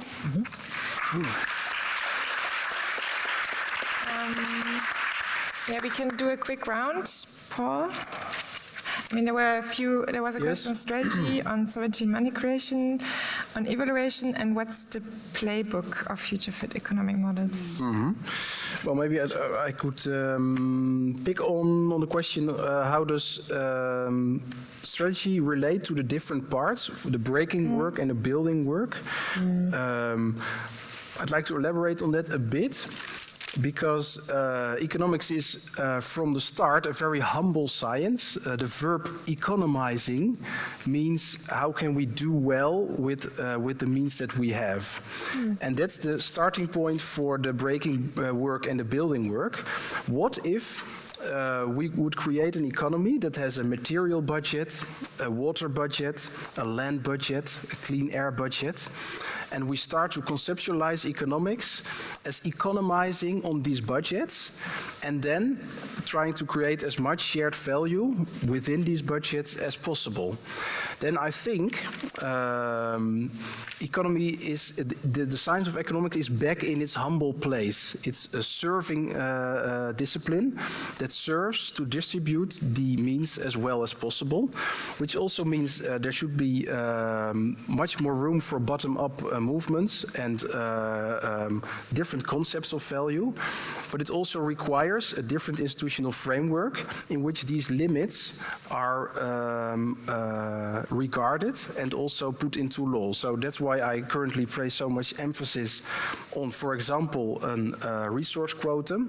That is the first step to transform the economy to its humble place again, so that it's not a concept or a science that dominates all the other disciplines, dominates the social sector, the cultural sector, the natural sector, but it's the humble science that teaches us how to live well within our means.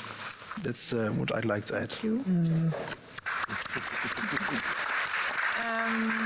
Okay, we'll go with the old order. Kate, do you have a question that you picked up that you would like to? Yeah, and I just want to say I really appreciate what Lebohang shared and your fierce clarity and poetic way with language. Thank you so much. It's very compelling and powerful. How you say, how can we be accountable without being defensive and still be in community? Just want to say thank you for those words.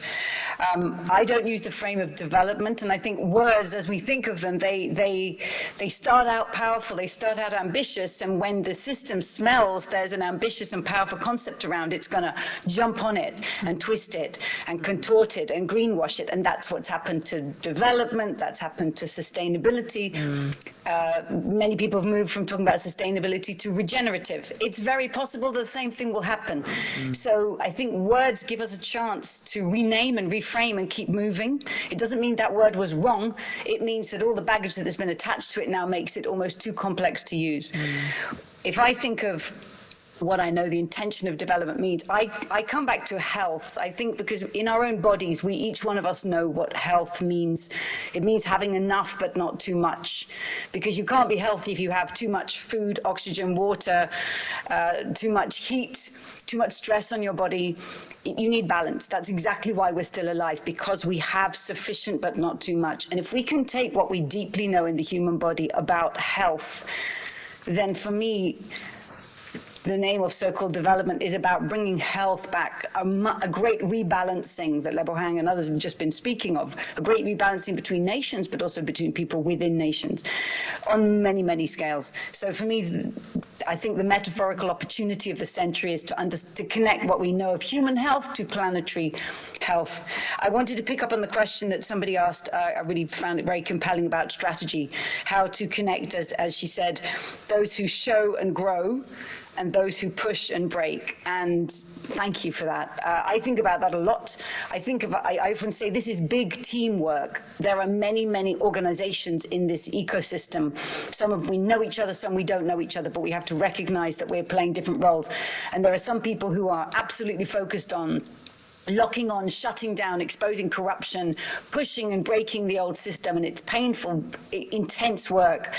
And it doesn't feel good to those who are probably on either side of it, because it's very confronting and it's exhausting. Huge labor goes into it.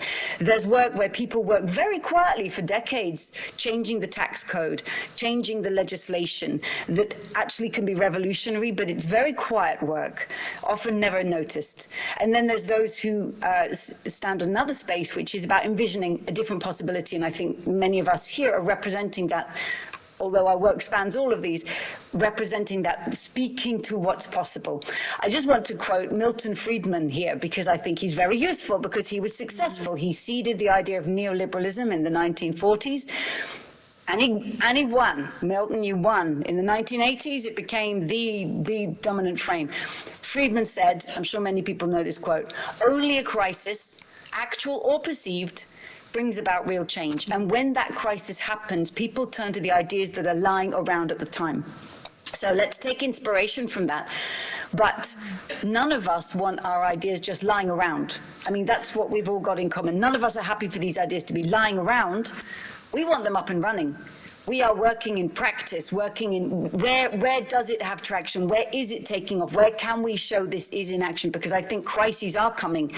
The war economy, as Jason and others have been speaking of, we need to recognize that as people start to search for resilience, they will start turning to models that are up and running and demonstrable. So we know that although we work with only 80 cities in the world, it's a tiny number, but they are providing a demonstrable alternative possibility in the way they're getting going. Same with Economy for the Common Good, same with Solidarity, same with Care Economy, same with Postgrowth. Let's show policies in practice, because I think as crises continue, more and more people will want to turn to these possibilities. Back to the realist, is this realist or is it idealist?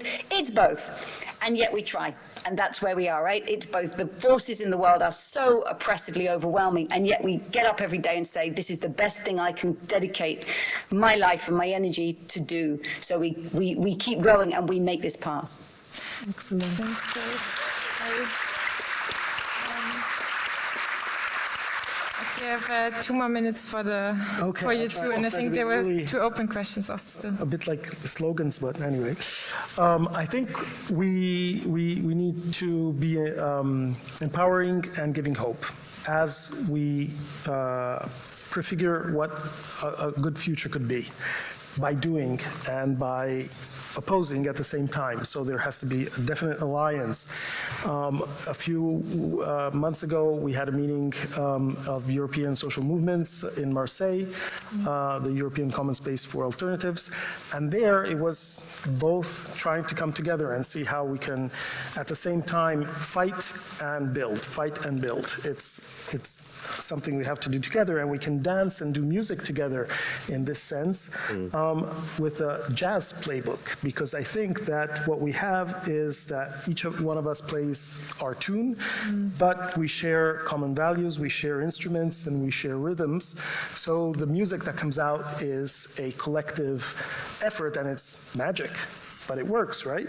So I think that's what we can do. And last, bit sloganish kind of thing, I think development is my version of the word development is a permacultural approach, which is we do with what we have, and we try to, which is what you were in some way saying, how we can make the best of what there is.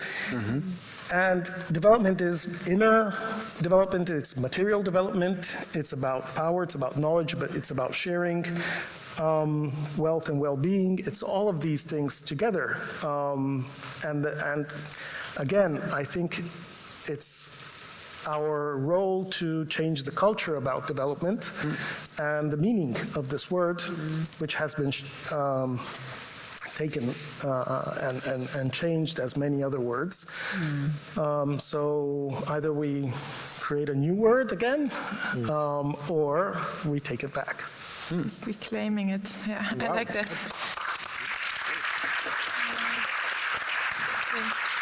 Christian, you have the last very short. I have 3 questions here. From jazz to jam, maybe we would be jamming on this dance floor to the music of enlightenment. But the question was how to set up a local chapter. You just can go on our international website, and the current local chapter that is set up is in Japan, actually in this month. And most probably they will call their concept Ikigai economy, which I think would not be a case of cultural appropriation from neither side. And restoration could start with the condonation of the mutual debts, financial debt of the global south, and maybe ecological debt of the global north. But from there, I already shared the proposal of limited individual ecological consumption budgets in order not continuing to overconsume on behalf of the global north. I think that would be one dimension of reparation, and another one would be the end of free trade, because free trade is still a kind of colonialism in my view, and the alternative, the potential alternative, could be ethical world trade, which would not allow all countries, not only of the global south, to fully, freely regulate their domestic policies, but they would even assure them to not only have balanced trade, but even they could have a surplus different from the northern countries. I cannot go deeper here, just that there are some basic ideas that could be the answer to that question. The new evaluation tool, I just want to mention that the Bhutan does not only have the gross national happiness, but they also have a screening tool. And when they come to decide upon a new law, they screen the new law on its impact on the gross national happiness. And they were deciding to enter the World Trade Organization. The first reflex was, of course, we enter because GDP would grow, per capita income would grow, trade volume would grow. But then they remembered their screening tool and applied the screening tool and the impact of the entrance into the World Trade Organization and free trade on cultural diversity, on distribution, on social cohesion, on the happiness of the people, and the dissemination of power, because entrance of transnational corporations, and all impacts were negative. And then they decided with a 2/3 majority not to join the World Trade Organization.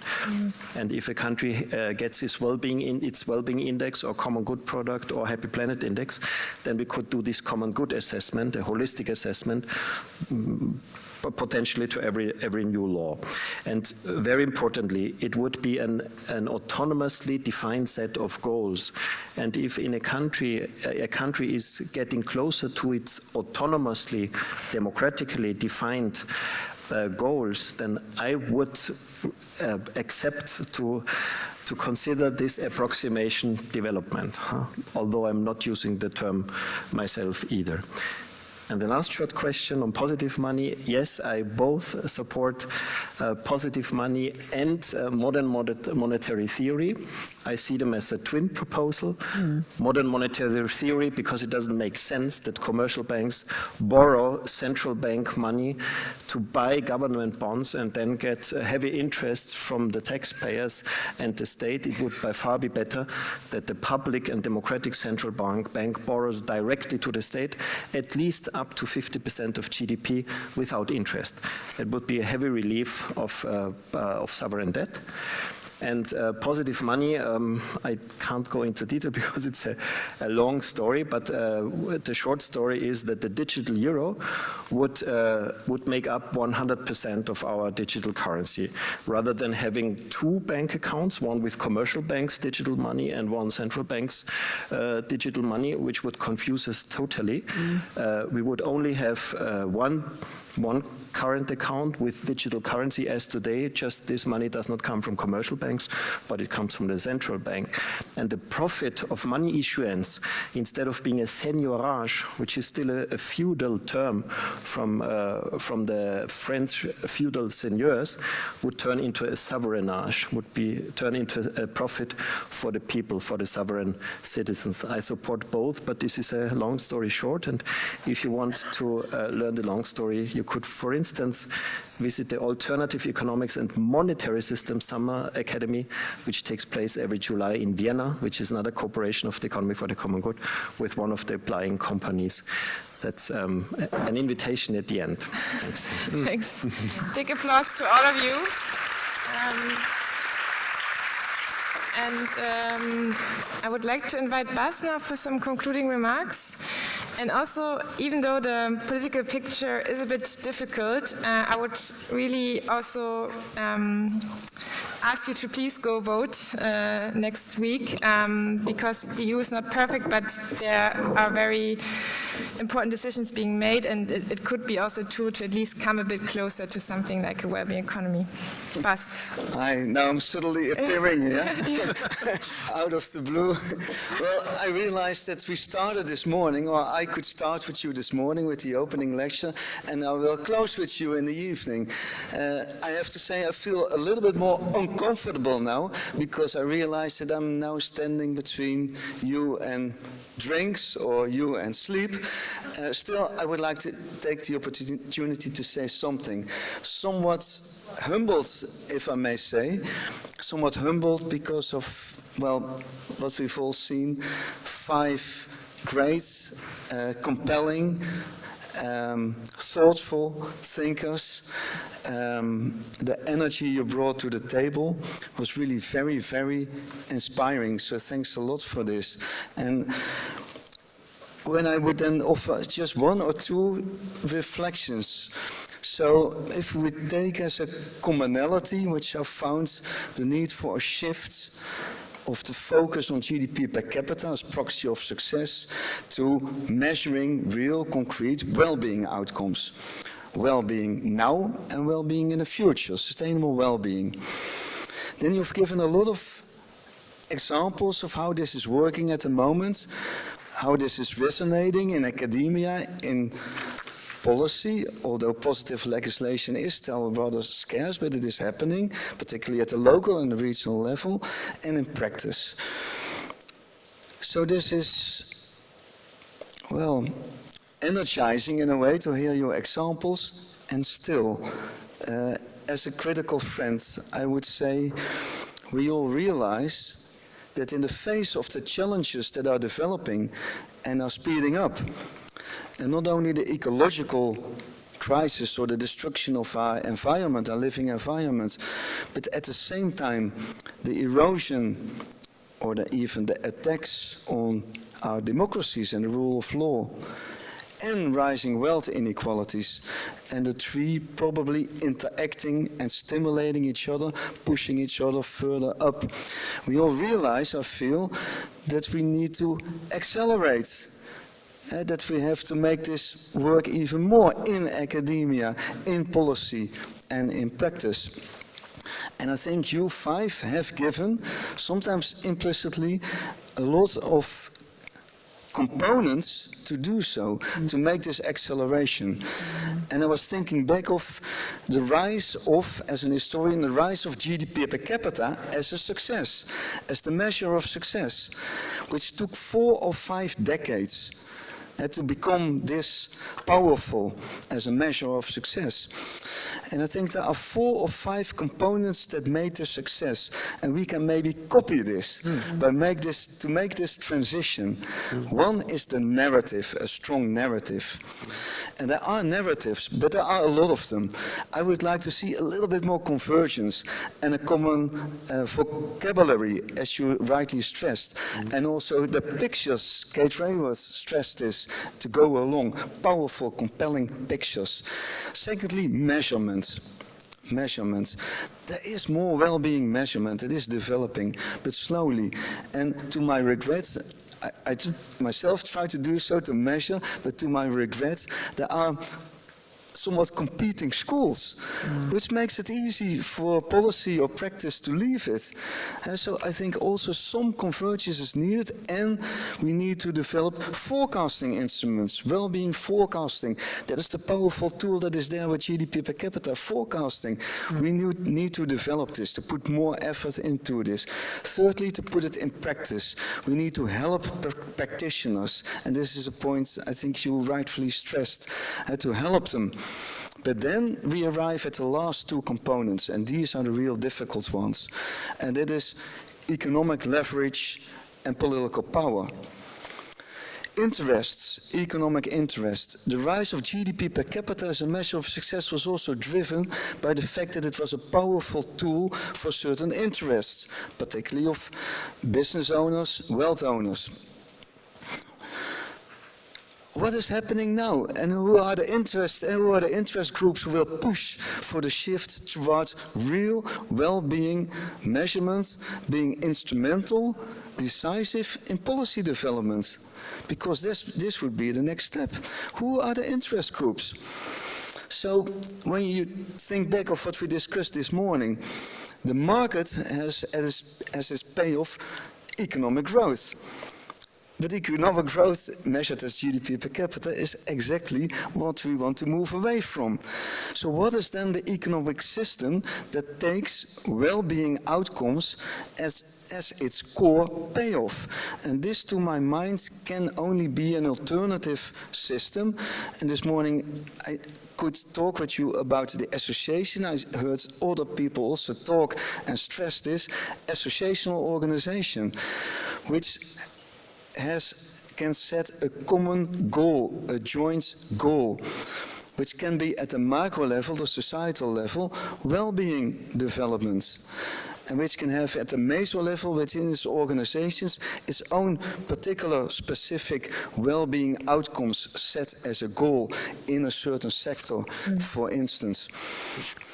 And this can also develop the political leverage. These associations are not only operating for the common goals or creation of public goods, but they also give ordinary people, their members, political leverage, enabling us through these associational organizations to gain the political leverage, which in the end helps really to make progress, for instance, in legislation. These are just some ideas from me as an historian. I'm very happy to have been have been the witness of this conversation, which was very inspiring. And I do not know whether somebody will thank the moderator, and otherwise I will gladly do so, because I think you did a great job. So thank you all five, and thank you. Thanks, Bas.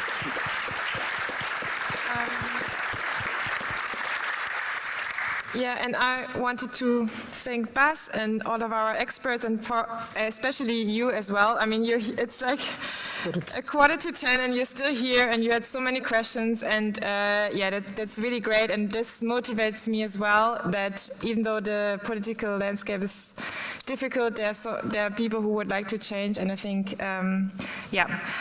I hope we can, be the jazz band together and play the different instruments, but on the same rhythm. And please don't give up, and please come back tomorrow as well, because I think it's also a very exciting day where we dive a bit into the practical level. We will resurrect. Yeah. Yes.